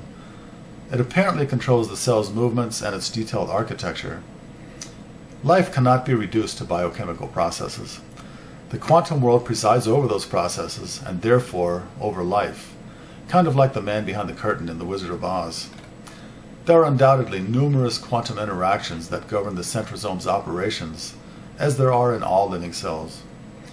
During mitosis, the centrosome governs how the microtubules of the cytoskeleton separate and grow to form two distinct cells. It is unknown how the centrosome is able to do this. And in fact, there are many microbiological processes that can be observed, but that defy attempts to understand the controlling mechanism behind them. There must be some intelligent processes taking place within the centrosome that originate from the quantum world. What other intelligent processes might be occurring within the centrosome? In the analogy with the circuitry that is precisely designed to operate with the electrical signals within a transmission line, does the centrosome operate in a precise way with wormholes within microtubules? I must leave it as a project for future biophysicists to uncover how the centrosome might interact with microtubules if they're being used as transmission lines, whether it is for wormholes or not. What I've done here is present one idea that is tailored towards my hypothesis of consciousness mapping. Interestingly, an electron swirling down a tube is a fulfillment of the other mental image I acquired long ago alongside the feeling of a oneness with a galaxy. That other image was of a single electron within a tube that controls the operation of some type of cell. So here's an encapsulation of my hypothesis of consciousness mapping. It's an attempt to explore alternatives to the obvious dead end that science has run into in trying to find consciousness in the brain. I don't think I've strayed too far from accepted scientific theories to be in blatant violation of them. Ultimately, what science has to do to disprove my hypothesis on consciousness mapping is to find consciousness in the brain.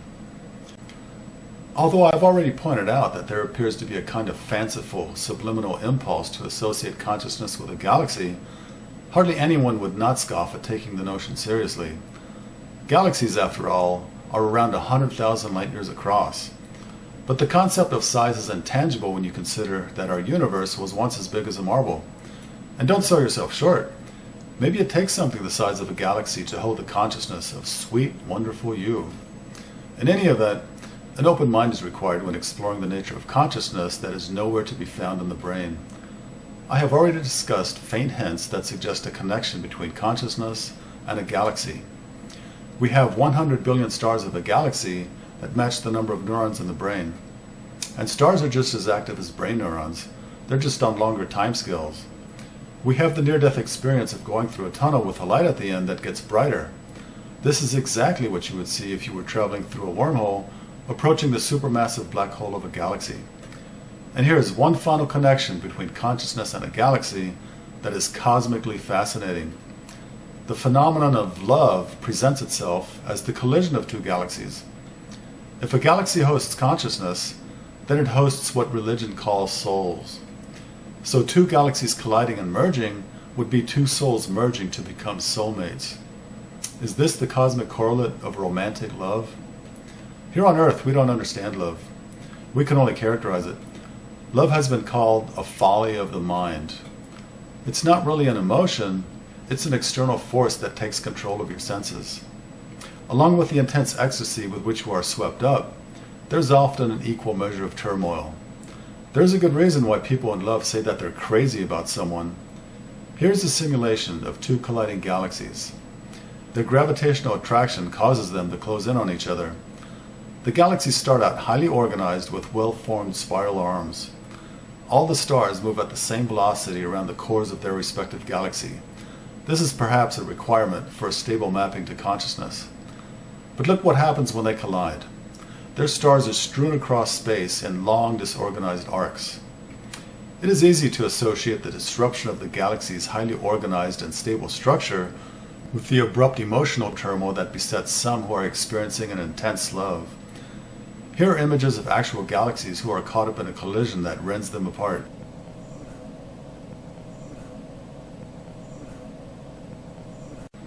And what about the actual essence of love? What is the source of the felt sensation of an intense love that suddenly flares up for someone who is seen as a soulmate? What is the cosmic correlate of love at first sight?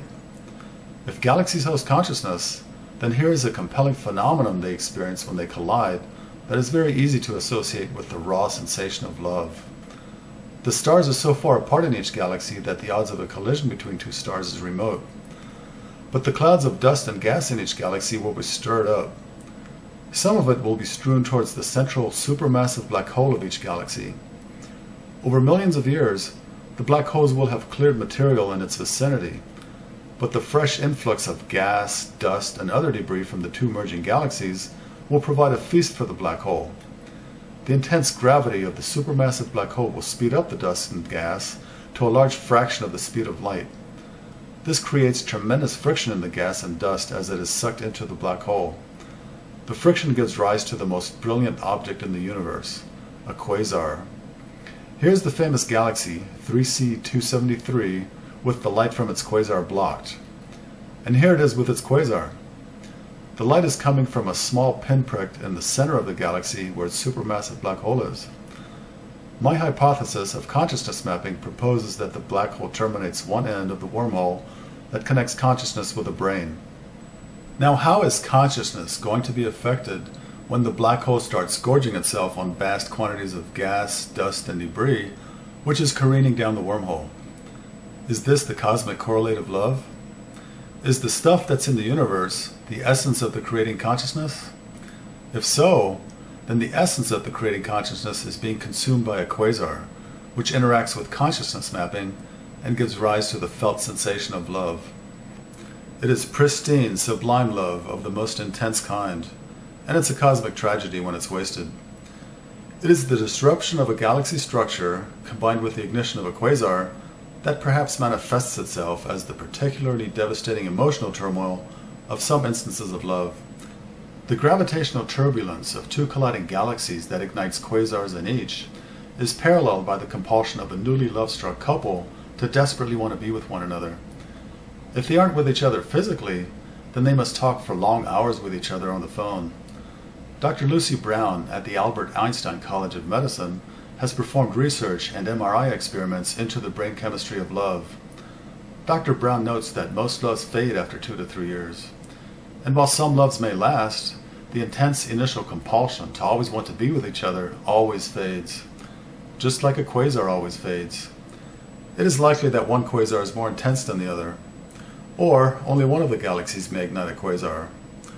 Collisions between a large galaxy and a smaller one can help organize the structure of the larger galaxy. This is the Whirlpool Galaxy, located off the handle of the Big Dipper. Astronomers believe that the smaller galaxy on the left plowed through the main disk of the large galaxy 500 million years ago. The collision is thought to have contributed to the larger galaxy's sharp spiral structure. Love can make you a more complete and fulfilled person. If galaxy collisions and mergers are the cosmic correlate of love, then love is indeed beyond our control. Therefore, you can never fault someone for being in love. And the wild intensity of love in its early stages never lasts, because quasars don't last. There is a reason for the expression, the 7-year itch. Marriage counselors make a living off of quasars that burn themselves out. If the initial burst of love were to last, then it would smother the nagging complaints that inevitably crop up in many relationships. Perhaps any abrupt influx of material into a supermassive black hole gives rise to the sensation of love. Perhaps people who are prone to fall in love have an overabundance of gas and dust in the galaxies that they are mapped to, and the slightest disturbance, such as the movement of a nearby dwarf galaxy or globular cluster, will send clouds of gas and dust streaming towards the central black hole and ignite a quasar. The material that is swallowed by the black hole, which is perhaps the essence of the creating consciousness, is sent down the same wormhole that delivers consciousness. If the dark matter halo were able to shift its mass around, this might help a galaxy either avoid or seek collisions with other galaxies. The Andromeda Galaxy is closing in on our own Milky Way galaxy. They are due to collide in about 5 billion years. The Milky Way is not symmetrical. The disk is warped at one end, and there is an asymmetry in the distribution of the outer gas layer. The two leading scientific explanations for the warpage of our galaxy both involve dark matter. One explanation has the dark matter halo being spherical, but off-center with respect to our galaxy. The other explanation has the halo itself being warped. Both explanations call into question the influential cold dark matter model, in which galaxies form in unison with their dark matter halos. Well, let me throw my hat in the ring and propose that the dark matter halo can dynamically change its distribution. It might even concentrate itself near the central black hole. In the case of the Milky Way, its dark matter halo might be trying to get it out of the path of the oncoming Andromeda galaxy. The reason might be to spare a human on Earth a particularly devastating love affair, or to try to at least mitigate it. But when the halo moved off to one side, the disk lost its integrity on the side that was vacated, and it became warped. Galaxies are estimated to have a star birthing era that lasts up to 100 billion years, after which they will have depleted their stores of hydrogen gas. So if galaxies are mapped to brains, their 100 billion years are compressed into about 100 years of a human lifetime, or about 1 billion galactic years to 1 human year. Time and space lose meaning in the supermassive black hole of a galaxy. The black hole could compress 1 billion years of a galaxy into 1 human year, drawing on all the billions of years of the future life of the galaxy. The video of the galactic merger lasted about 1.5 billion years. This equates to 1.5 human years for love to run its course before it fades. This time span does not sound unreasonable. Researcher Dr. Lucy Brown cited 2 to 3 years for most love to fade. The ratio of 1 billion galactic years to 1 human year is a rough estimate. It might need to be adjusted by a factor of 2 or so.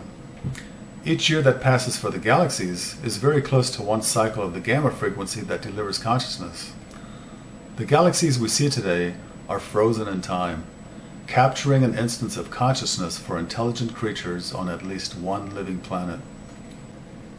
Scientists are struggling to understand how galaxies attain their highly organized spiral structure.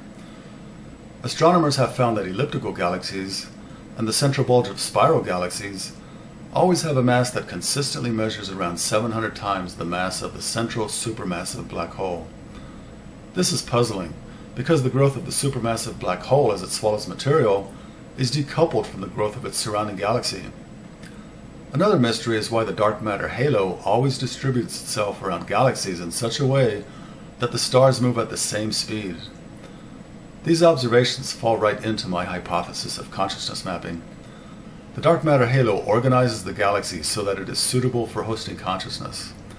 The stars might play some role as reservoirs of memory or instinct. They must move at constant velocity so that their locations can be tracked, like retaining the memory addresses on a CD. Perhaps the 700 to 1 ratio of a galaxy's core to its central supermassive black hole really isn't tied to the galaxy, but to the dark matter halo. Let's develop this idea further. The stuff swallowed by a black hole disappears into the hidden dimensions. Now, the foremost theoretical physicists of our times consider extra dimensions to our universe to be a hypothetical proposition.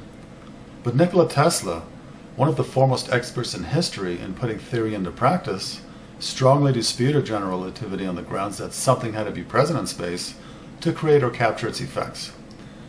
It is straightforward logic to arrive at the conclusion that our universe has extra dimensions. Nikola Tesla is the authority in the practical implementation of theory, the go-to guy. He stated that the warpage of space by bodies cannot happen because space is empty. His argument rested on the conclusion that something cannot act on nothing. However, general relativity and its warpage of space have been proven to be true since then. But according to Tesla, something cannot act on nothing. Therefore, something must be present in space to capture the warpage caused by suns and galaxies. And that something is hidden dimensions. So the stuff swallowed by a black hole exits into the hidden dimensions, becomes invisible to us, and interacts with the stuff in our universe only through gravity. Dark matter is likewise invisible, and interacts with the stuff in our universe only through gravity. Is it too far-fetched to suggest that dark matter exists in the hidden dimensions? That would fully explain why the particles of dark matter have proven impossible to detect directly. The dark matter halo is denser near the supermassive black hole in the center of the galaxy. This suggests that dark matter is stuff that the black hole swallowed, which subsequently diffused into the hidden dimensions as a halo to shape galaxies into their spiral structure. Perhaps the black hole can even exchange mass with the dark matter halo dynamically to mold galaxies into their spiral structure. And the 700 to 1 ratio of galaxy core to black hole mass is just the sweet spot of forming the perfect spiral galaxy. There is a reason why dark matter causes all the stars of a spiral galaxy away from the center to move at the same speed, rather than seeing at least some spiral galaxies whose stars show a variation in their speeds. During the discussion of the two-slit experiment, I promised to literally add another dimension to quantum theory that may pave the way for completing it. Sir Roger Penrose suspects that it is through gravity that quantum particles collapse their wave function. The quantum particles encounter the gravity of large-scale objects in our universe and reveal themselves. The fact that dark matter also interacts only through gravity suggests a tie to the quantum world, and that tie is through the hidden dimensions. I propose that quantum particles retreat into the hidden dimensions when they acquire their wave function. They become disassociated from the time and space of our visible dimensions. When they collapse their wave function, they re-enter our universe as point particles with a specific location in time and space. The wormholes created by black holes also exist in the hidden dimensions. So the traveling electrons that interact with tubular electrons could be flitting back and forth between the hidden dimensions and our universe to read and write tubular conformation. The two-state conformation of tubular suggests binary code that is decoded, encoded, and processed by the quantum world in the hidden dimensions, and then it is presented to consciousness. Here is the way I see consciousness as we experience it on this planet.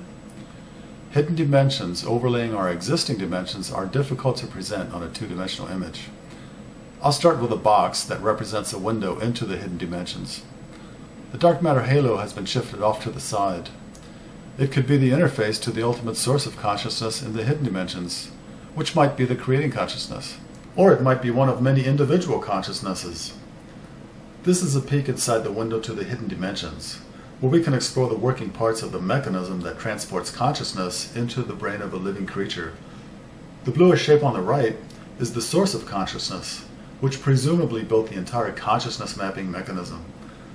The quantum world projects this primary consciousness into the brains of all life that arose in the universe and shields them from any knowledge of their primary consciousness. It's also possible that individual unique consciousnesses exist as primary consciousness. The secondary consciousness we experience on Earth exists as a sort of way station that communicates with the quantum world. This is depicted by the gap in the path from primary consciousness to secondary consciousness. The quantum barrier is what I call the interface between consciousness and the quantum world. When the tubular electrons that function as quantum levers acquire their wave function, they cross over to the hidden dimensions, in which their previous locations from our visible universe are decoded as binary data. The data is processed in the hidden dimensions and presented to consciousness across the quantum barrier as sensory input, along with the results of thinking processes that are constantly active. Consciousness assimilates the sensory input and the results of thinking processes, and then responds with some mix of motor commands and more thinking. The hidden dimensions accept the intent of consciousness across the quantum barrier and encodes it as fresh binary data onto the tubular electrons. The electrons will then materialize in one of the two possible sites within tubular, thereby impacting the next state of tubular in either the open or closed position. For simplicity, the quantum world in its context within the diagram includes operations that might be transpiring in the hidden dimensions, such as decoding, encoding, and processing. In the diagram, it's just labeled as the quantum filter and processor. Secondary consciousness cannot perceive the quantum barrier. The quantum world mediates thinking processes between consciousness, the brain, and the galaxy. The quantum world also decodes sensory input from the brain and presents it to consciousness in a recognizable form. And finally, the quantum world encodes the intent of consciousness and presents it as motor commands to the brain. The life to which consciousness is mapped requires both the love force and the evil force to survive and propagate. Predators need the evil force to feel the impulse to tear their prey to pieces. The evil force is also used to establish supremacy in packs and to vanquish rivals for mates. The love force is needed to feel a compulsion to care for and protect the young. Both the love force and the evil force ensure the survival of the fittest. These two major forces may originate from primary consciousness. Subconscious impulses can jump the gap from primary consciousness to the brain as motor commands. Ever wonder why you did something without seemingly thinking about it? When I was a kid, I was resetting the chain on my bicycle. Another kid reversed the pedal so that my fingers got caught between the chain and the rear gear wheel. It wasn't an accident. Was this the influence of the evil force jumping the quantum gap and manifesting itself as a subconscious impulse? As an evolved animal, humans channel the evil force in more complex ways. At its worst, it is the gratification at doing outright harm to others. Serial killers channel the evil force, and bullies to a lesser extent. At the other extreme, I see a rather meek conjuring up of the evil force in the way my friend bares his teeth when he sternly rebukes his children. Kind of like this. Pick up those toys right now. My brother bares his teeth as a playful antic in some situations where he's conveying a point. The evil force comes into play when you sabotage a rival's chance at success in the workplace. Cheating to win is a manifestation of the evil force. The evil force seeks self-gain at the expense of others. The love force, by contrast, is manifested by wanting everyone to share equally. Charity is an example of the love force. The love force sees a community of souls encased in physical form that should all enjoy their time on Earth to the fullest. The raw love that is associated with a quasar is much more intense. The material swallowed by the central black hole of a galaxy may be the essence of the creating consciousness. It comes barreling down the wormhole from the galaxy. The quantum world is overwhelmed by the deluge and projects this intense love into consciousness, where it tends to swamp the other working components of the consciousness mapping mechanism, especially the thinking process. The love will eventually fade, but while it is active, memories, experiences, and sensations will be written to the galaxy. These will continually be activated in future years, which tends to sustain loving, long-term relationships. A loving couple will feel that they had something extraordinary, and they will try to preserve and nurture its memory. So long-term couples are essentially living off the memory of the love they once had, but it can sometimes be reignited. It is the memory of a shared love that immediately excites two people who have shared it, but who have drifted apart. The memories from a past love may even be triggered by another person later in life who exhibits characteristics similar to the past love. This can ignite a fresh, new love. Memories are generally intertwined with mood and emotion. In other relationships, however, nagging complaints will often arise after the initial surge of love runs out. The influence of the evil force rears its head when one or both partners speak ill of one another or of their shared experiences. They are tainting the precious experience of the love that they both shared, which is especially harmful to consciousness. Evil is poisoning love. In any event, a couple must be compatible after the love runs out, if its memory is to be preserved. I have emotions being projected into the secondary consciousness we experience on Earth. This is because emotions such as sadness and happiness are compartmentalized in the brain. Researchers can see certain areas in the brain being activated when a subject experiences certain emotions, but the actual content of the emotions as experienced by consciousness cannot be found in the brain. Therefore, the actual content of the emotions might be written in a galaxy. The emotions are activated by the mapping of certain brain cells to the stars of a galaxy. The quantum world presents the emotions to secondary consciousness in a form that is recognizable. Pleasure and pain work the same way. Researchers can pinpoint the neural circuits that are activated during sensations of pain or pleasure, and they can see brain chemicals such as dopamine and endorphins at work. But again, they can find no trace of the actual content of the sensations that consciousness experiences directly. This suggests an external mapping that involves a brain whose neurons act as pointers to memory addresses in a galaxy, and a quantum world to decode, encode, and process the flow of information between consciousness and the content of memory addresses. The senses also work the same way. Sound, for instance, is really just vibrations in the air. So how is consciousness able to experience these vibrations in the air as the sensation of sound? How does consciousness experience the sensation of sweet or bitter in the taste of food, or experience the smell of a rose? All these emotions and sensations are written in the stars of a galaxy to provide secondary consciousness a rich tapestry of experience on a living planet. Emotions and sensations are modulated by the love force and the evil force for an incredibly nuanced spectrum of experience on Earth. I suspect that primary consciousness does not experience much beyond the essential evil and love forces. In fact, as I mentioned, primary consciousness may be the influence of these two great forces that are diffused into the brains of all creatures. Primary consciousness is presumed to be omniscient, since it may exist outside of the time and space of our universe. This implies that all of the events in our universe, past, present, and future, are accessible to primary consciousness all at once. This omniscience can be projected into the secondary consciousness that is experienced on Earth as what we call intuition. The last component of consciousness that we experience on Earth is instinct. The purpose of a living planet is to provide a habitat for creatures that can host consciousness. But consciousness cannot simply be mapped to a living creature and left to its own devices. Consciousness must be equipped with a set of instincts that enable the animal to which it is mapped to survive and propagate. Instinct is pre-existing memory. It is written in the stars alongside the memory that is constantly being updated as an animal retains knowledge of its experiences and learns from them.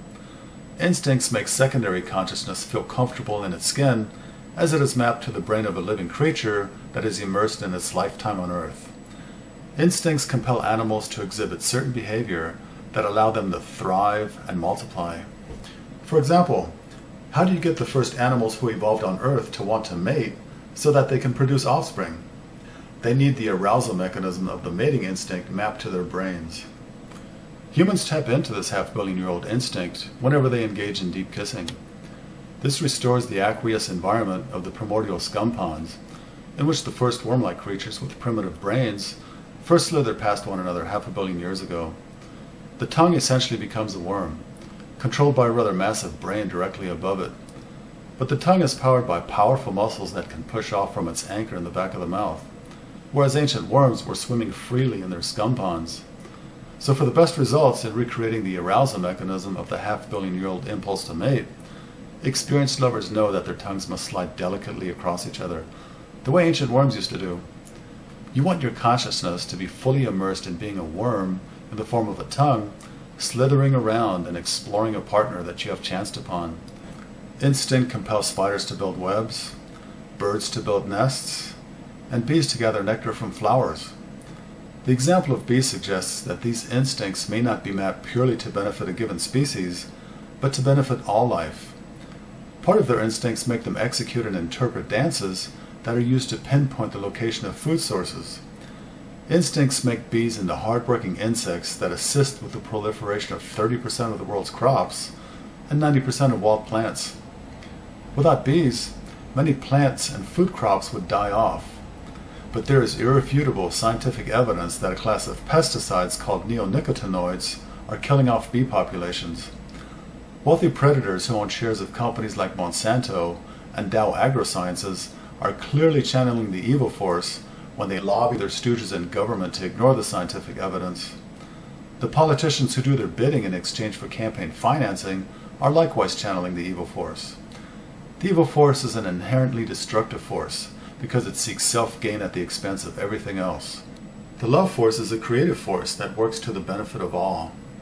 We see here another example of the evil force poisoning the love force that is concerned with helping all life to thrive and proliferate. The long-term degradation of our planet for short-term profit is the ultimate manifestation of the evil force poisoning the love force and gaining supremacy. Instincts only flow into consciousness, whereas memory is bidirectional since it is both read and written. Instincts are what attract male to female and vice versa in all animals. That acute yearning you have for the fine-figured woman or man that just passed by is instinct.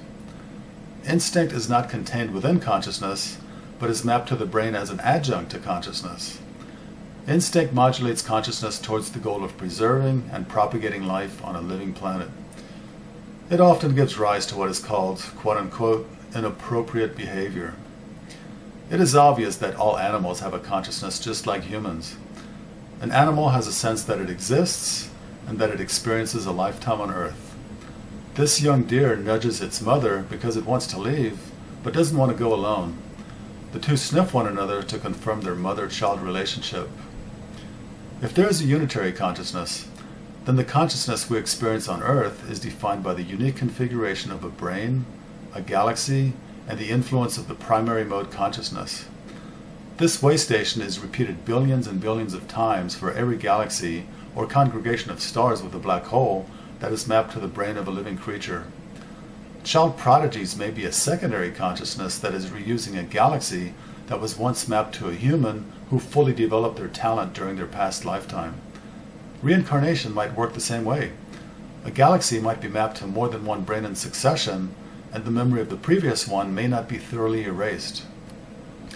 This is all quite astonishing, but it is in conformance with the beliefs of Buddhism that individual consciousness is an illusion, and it also conforms to the conviction of Erwin Schrödinger that there is a unitary consciousness. In this case, all consciousnesses on at least one living planet are multiplexed into one unitary consciousness. The unitary consciousness experiences each lifetime individually. This means that when you die, you might temporarily only be aware of your own existence before eventually discovering that you are God. Perhaps this is why some psychotics think they are God. Their brain has failed in totally decoupling their consciousness from primary consciousness. Another possibility is that each consciousness on Earth is mapped to a unique consciousness that exists in the hidden dimensions. Religions like Christianity and Islam take the position that each living person has a unique soul. Still another possibility is that science may one day actually find consciousness in the brain without even needing the quantum world for assistance. This is the hope that conservative scientists cling to. To me, that sounds suspiciously like the conservatives who clung to the hope that weapons of mass destruction would be found in Iraq. Modern science has evolved enough that by now at least a faint whiff of consciousness should have been found in the brain, but it has not. So the only question is whether we all have a unique consciousness that exists beyond our universe, or is there a unitary consciousness? If it takes 100 billion of something to bestow consciousness, whether it's neurons or stars, then perhaps the 100 billion galaxies in our universe are mapped to the unitary consciousness, with each galaxy mapped to the individual consciousness we experience on Earth. What about the evil force and the love force? Are these the influence of two primary consciousnesses that are projected into all brains? There really is no way that we can know. Could the answer be projected into individual consciousness here on Earth by some means? At the end of my book, I describe a startling and somewhat disconcerting sequence of events that transpired at my window, right when I finished a sentence about the nature of the place where souls reside. The sequence of events concluded with a dark crow-like bird, immediately followed by a light gray dove. Based solely on that experience, I'm going to go with the evil force and the love force as constituting primary consciousness. Religions invent gods to explain creation, but only a few even bother to devote so much as a phrase to explain how the first gods arose out of chaos. Why is there something in creation? Why is there not nothing? It is beyond human comprehension to grasp why consciousness exists. Was there at first nothing, and then there was something, and then consciousness appeared? Or was consciousness present all along? If the origin of primary consciousness is to be tied to science in the most tenuous way, then perhaps we can look to quantum theory for guidance. Quantum theory permits virtual particles to pop into existence from the chaos of energy fluctuations in seemingly empty space. These particles are always produced as opposite pairs, but they quickly annihilate each other, which releases energy back into chaos. If consciousness arose from empty space, maybe it was produced as an opposite pair. This is a somewhat whimsical exercise, but we have to start somewhere. So in the beginning there was the ultimate chaos of space. And out of the ultimate chaos of space, there arose as an opposite pair an ultimate evil consciousness and an ultimate love consciousness. They were one with the power of chaos and were able to harness that power to organize themselves and grow stronger. They became aware of each other and of their natural compulsion to annihilate each other. But as is generally true of all consciousness, they prefer to survive rather than annihilate each other forthwith, and thereby return to chaos in a stupendous release of energy. They wouldn't have liked their mode of existence, being constantly confronted with the chaotic froth that birthed them and that threatened to return them to nothingness. So they longed for a secondary mode of existence in which they would be fully immersed with no knowledge of their primary mode of existence. They figured out a way to harness the energy that ordinarily accompanies their mutual destruction to accomplish both ends. Maybe one of the two ultimate consciousnesses tricked the other to either create or gain supremacy in the secondary mode of existence. They gathered all the power they could from the chaos of space and released it in their controlled mutual annihilation. It resulted in the Big Bang, just like opposite pairs of quantum particles release energy when they annihilate themselves. Physicists are puzzled over why our universe is made of matter, and not antimatter. Matter just means that the electrons that encircle atoms have a negative charge, and much heavier positive charges reside in the nucleus of the atom. Antimatter would have positrons encircling negatively charged antiprotons. Physicists wonder why the Big Bang didn't result in total annihilation of all particles. Perhaps the two opposite consciousnesses rigged their mutual annihilation, such that for 1 billion parts of each that was annihilated, one part survived. This minuscule residue became the matter of our universe. Or perhaps the energy of the Big Bang was exploited to propel both the evil consciousness and the love consciousness into separate dimensions where they would be safe from mutual annihilation. The residue matter went into our visible dimensions, and the residue antimatter went into the hidden dimensions. Perhaps the dark matter in the hidden dimensions is antimatter. The antimatter and matter work together to create galaxies that host consciousness, and thereby they project both the love consciousness and the evil consciousness into the brains of living creatures through the central supermassive black hole. Conventional scientific thinking views the Big Bang as the beginning of our vast universe, into which life emerged as a random occurrence on a tiny speck of a planet. But like religion, science has muddled the concept of life with the concept of consciousness. Both religion and science view consciousness as arising alongside life once it evolved sufficiently. But this is inappropriate if consciousness cannot be located in the brain. My hypothesis of consciousness mapping swaps the causal relationship between the universe and consciousness. The universe did not give birth to consciousness. Consciousness gave birth to the universe so that life could emerge within it, into which consciousness could be projected. After the Big Bang, gravity compressed pockets of hydrogen and helium gas into massive suns. Once these first suns exploded in supernovas to create black holes, windows between the two dimensions resulted, which were used to install the consciousness mapping mechanism that I've spent the past 2 hours describing, and both the evil consciousness and the love consciousness could then be mapped into the brains of living creatures, away from their primary mode of existence, immersed in chaos. When you experience love or evil, you are perhaps experiencing the essence of the love consciousness or the evil consciousness. Everybody is familiar with the phenomenon of love. The sensation of evil accompanies the harm that you inflict on a fellow consciousness that is encased in a living creature. I once had to punish a cat that bit me. I held it down and swiped it with a belt a few times. While I was doing that, I felt an unexpected adrenaline rush. Hunters are very familiar with the sensation, just before they pull the trigger on an innocent, defenseless animal. Those who slaughter animals feel it. Bullies, rapists, wife-beaters, child abusers, and serial killers feel it while they're in the act. Apparently, wealthy predators feel it too. A secret tape recording made by a top executive of Koch Industries has Charles Koch giggling with joy over records of an oil theft that his truck driver stole from Indians on a reservation. The giggling marks the presence of the evil force.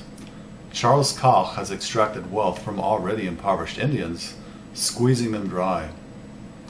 Politicians who play into the hands of wealthy predators feel the sensation of evil.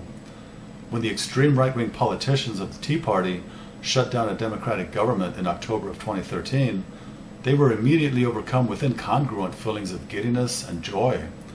They were laughing, smiling, saying how wonderful it was, how very excited they were, and how the shutdown was exactly what they wanted. They were experiencing the evil force. A small group of extreme right-wing politicians were about to cause millions of Americans to suffer hardships. This is perhaps to be expected, since the more you move to the right, the closer you get to fascism. Political scientists say that every politician believes that they are moral and that they are acting in the best interests of their country. They are correct. Even Hitler thought that he was moral and acting in the best interests of his country. And the shutdown of the democratic government of Germany was exactly what he wanted. The limited government advocated by the Tea Party, while well-intentioned, ignores the 10,000-year-old history of a wealthy minority impoverishing the bulk of the population. People need a democratic government to first and foremost protect them against the natural exploitive power of its wealthiest citizens.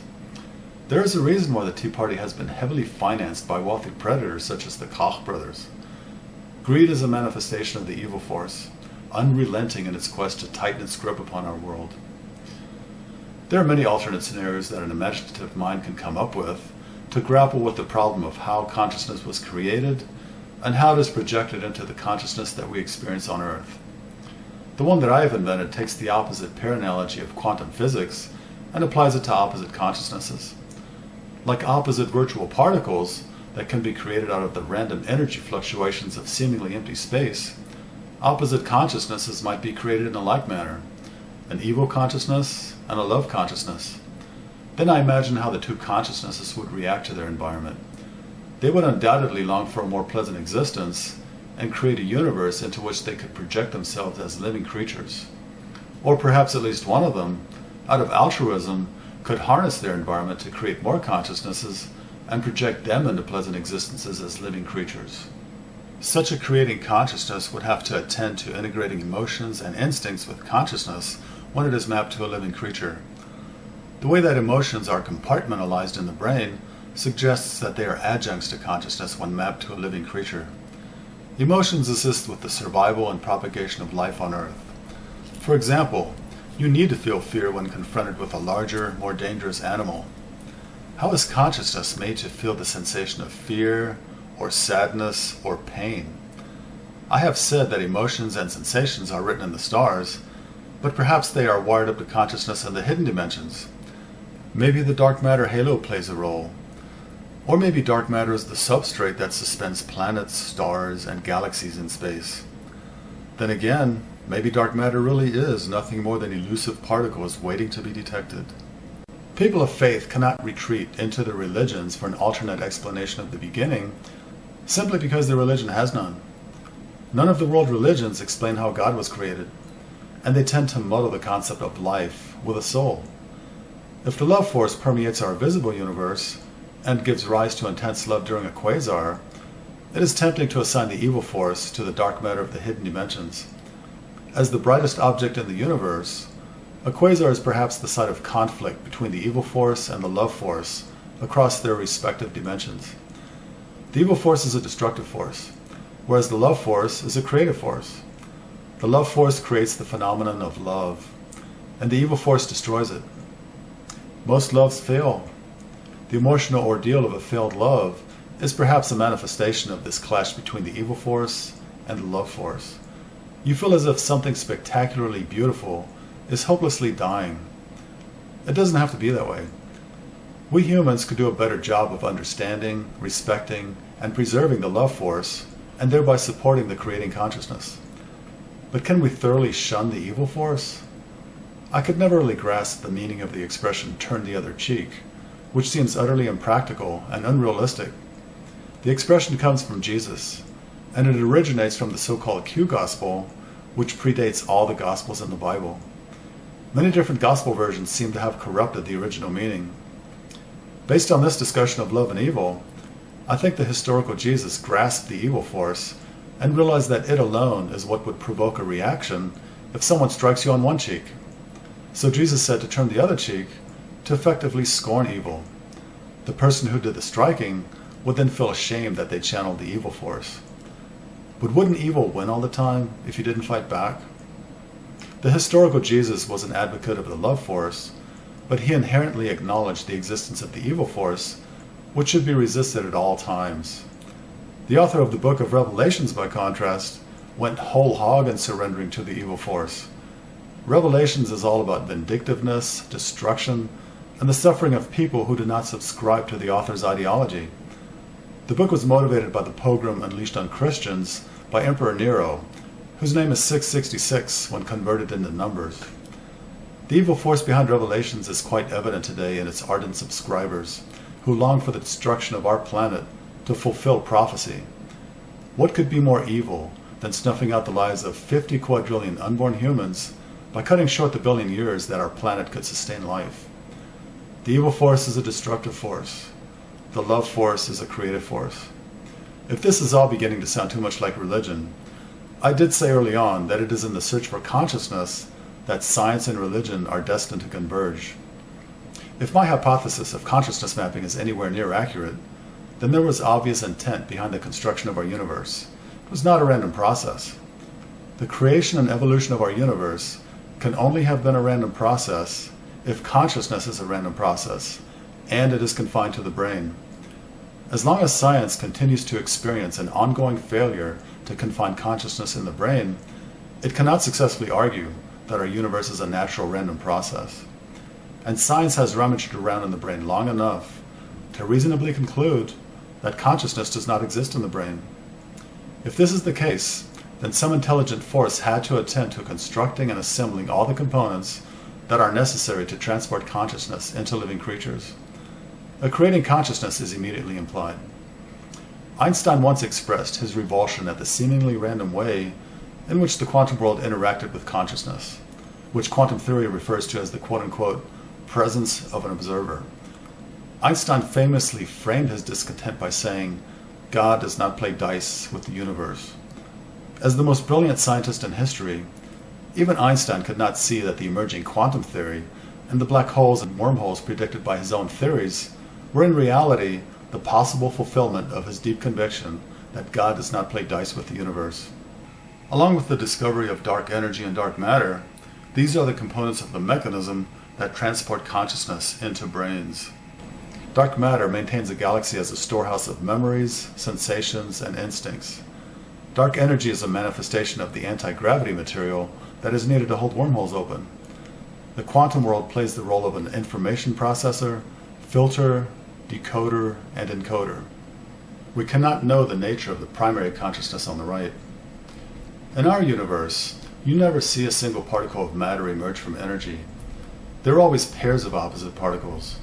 That way, when they recombine, they cancel out in the same burst of energy that it took to create them.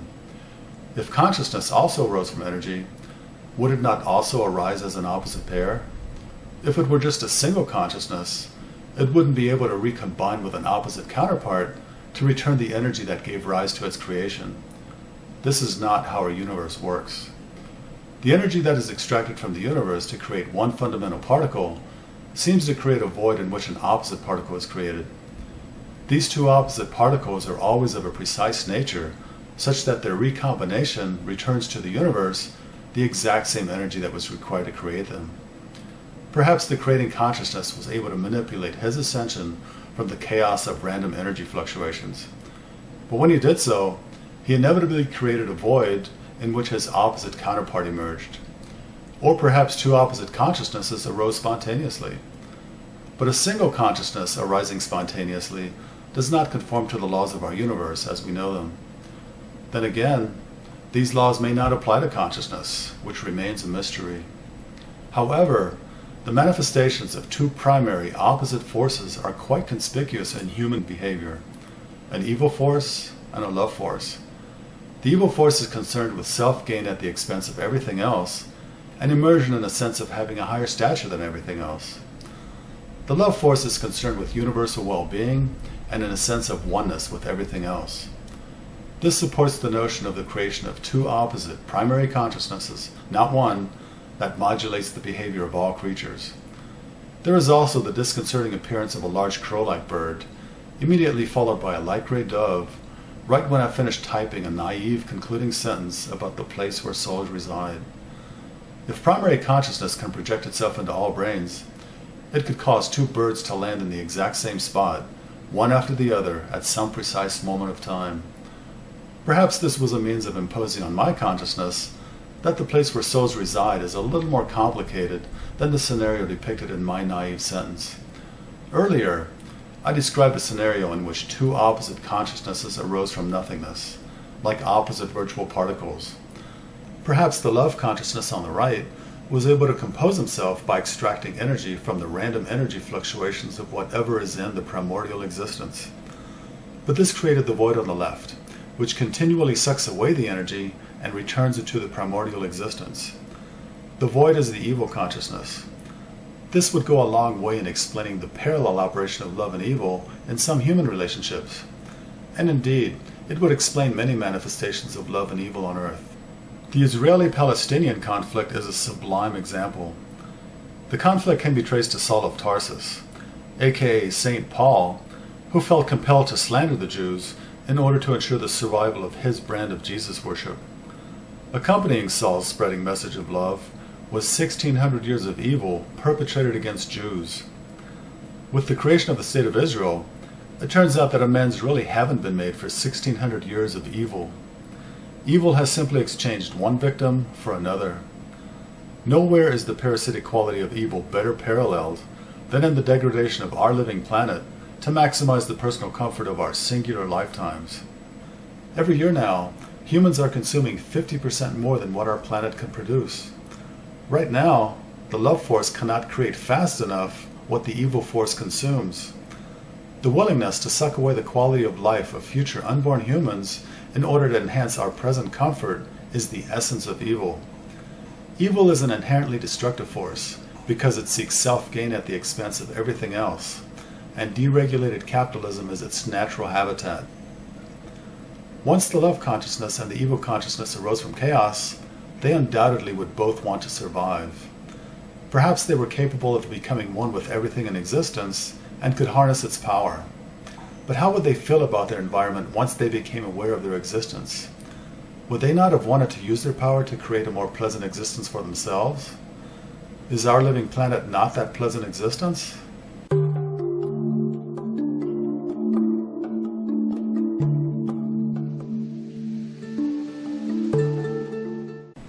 The consciousness mapping mechanism of the universe endows us with a rich experience of emotions and sensations on this planet that is modulated by the essences of the two primordial consciousnesses, the love force and the evil force. I heard the enunciation of a single word in my head once in my lifetime. It happened late in the summer of 2010 when I was socializing with friends rather than dedicating myself fully to writing my book. I can't make the word sound as bassy, resonant, or powerful, but it was enunciated like this: act. It sounded like a command, but it was neutral of emotion. If the word originated from primary consciousness, it would seem that primary consciousness may not experience emotions and sensations in their realm of existence. About 2 weeks after I heard the word in my head, this pure white dove appeared. It landed right on my property one morning just after I woke up. It didn't have a band on its leg, and I have no idea where it came from. I was happy when it stuck around, and eventually I built a heated loft for it. Perhaps primary consciousness experiences emotions and sensations after all. Or perhaps the love consciousness created a convergence in time and space between my morning awakening and the appearance of a white dove, knowing how the emotions and sensations stored in my home galaxy would be activated to create a profound impression in my consciousness. The meaning of the galaxy dream I had so long ago was instantly clear to me then, but it would take another 35 years to understand its full import.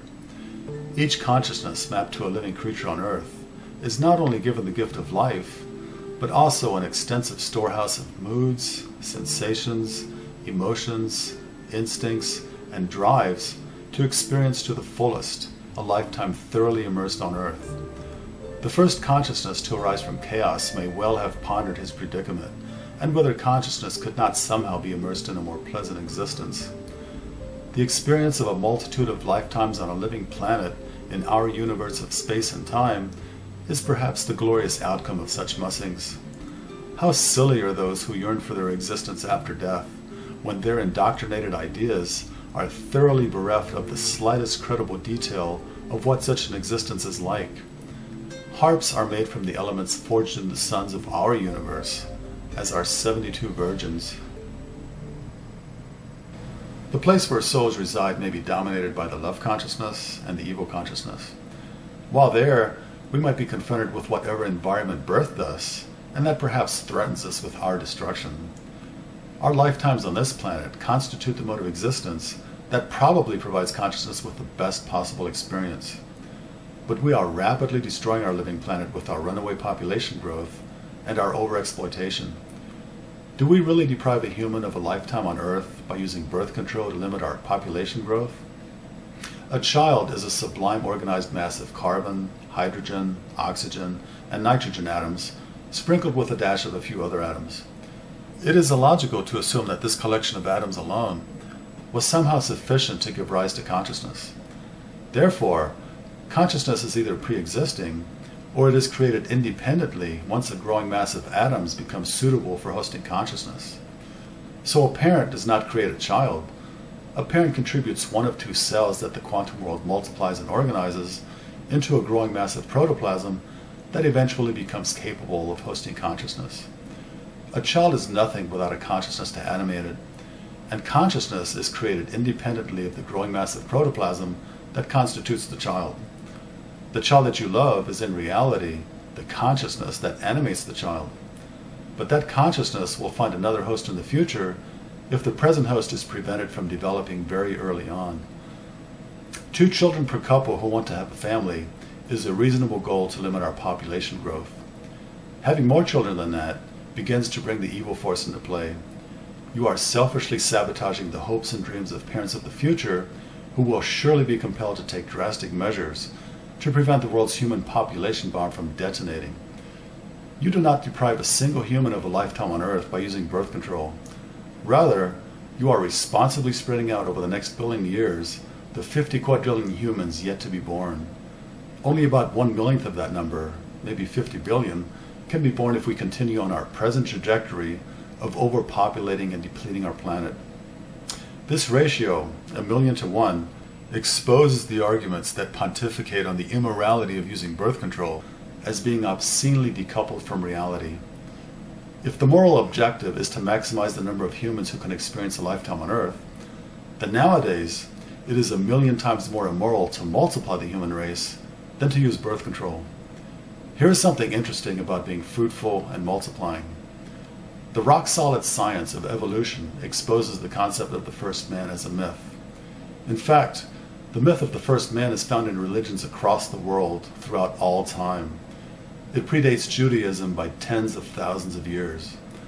The myth was undoubtedly hatched over 100,000 years ago, when tribal elders saw how the number of people in their tribe, and in other tribes, had grown over the generations. They imagined that there must have been only one man and one woman in the very distant past.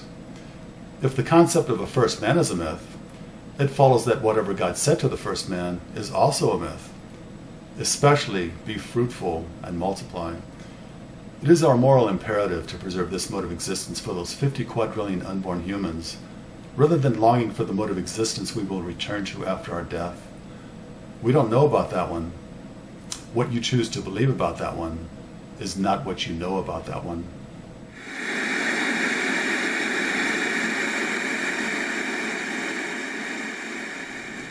While it takes a single planet to sustain life, it may take an entire universe to map consciousness to it. We cannot know for sure the reason behind this cosmically glorious construction that is our universe. But if my hypothesis of consciousness mapping is correct, then the universe was designed to keep the mode of existence we experience on this planet autonomous from the one we originate from and where we will return after our death. This results in a paradox.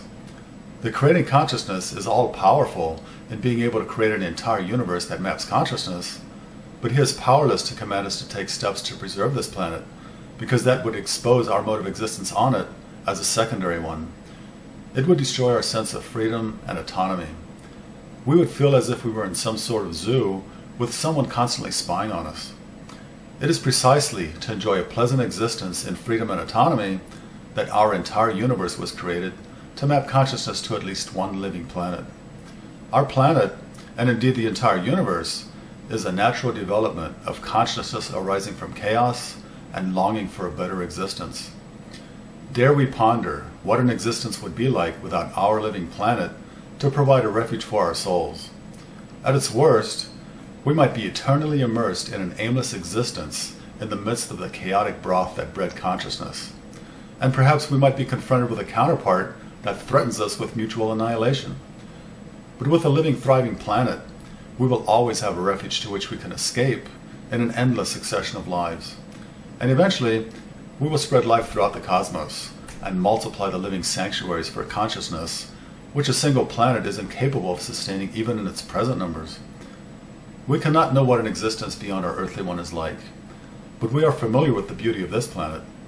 And if we fail to preserve this wondrous living Earth, then we sabotage our hope of spreading life throughout the cosmos, where consciousness can continue to enjoy a pleasant existence for 1 trillion years.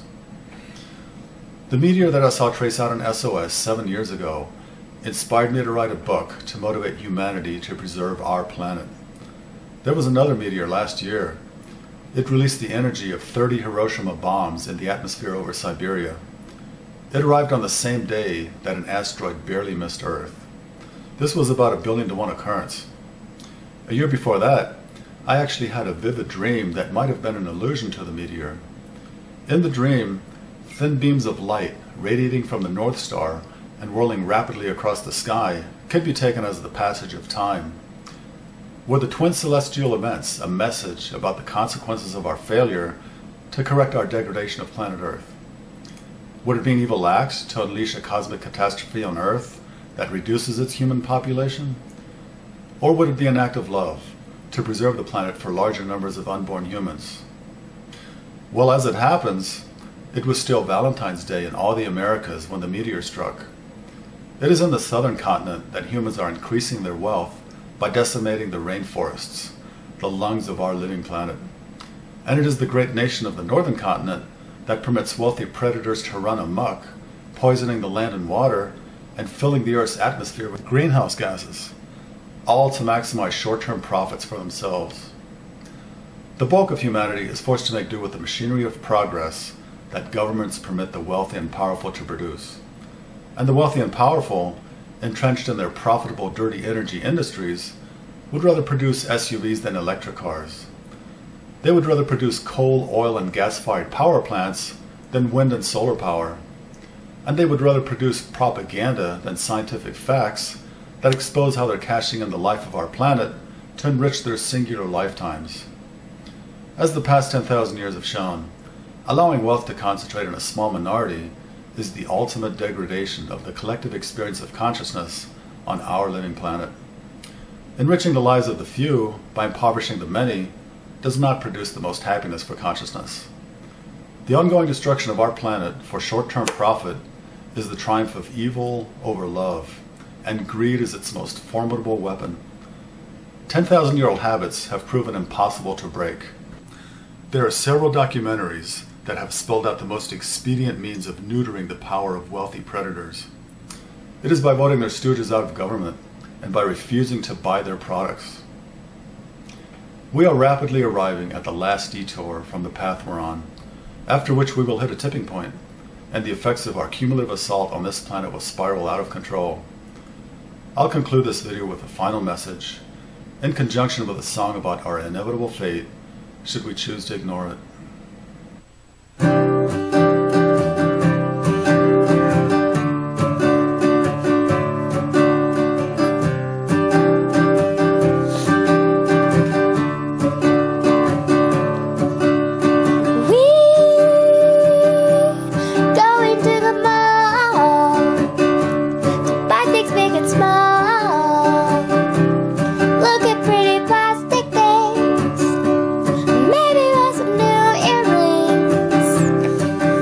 Some brand new clothes that I need to filter hose for his breathing mask. He almost breathed his last when he went outside and tasted cyanide.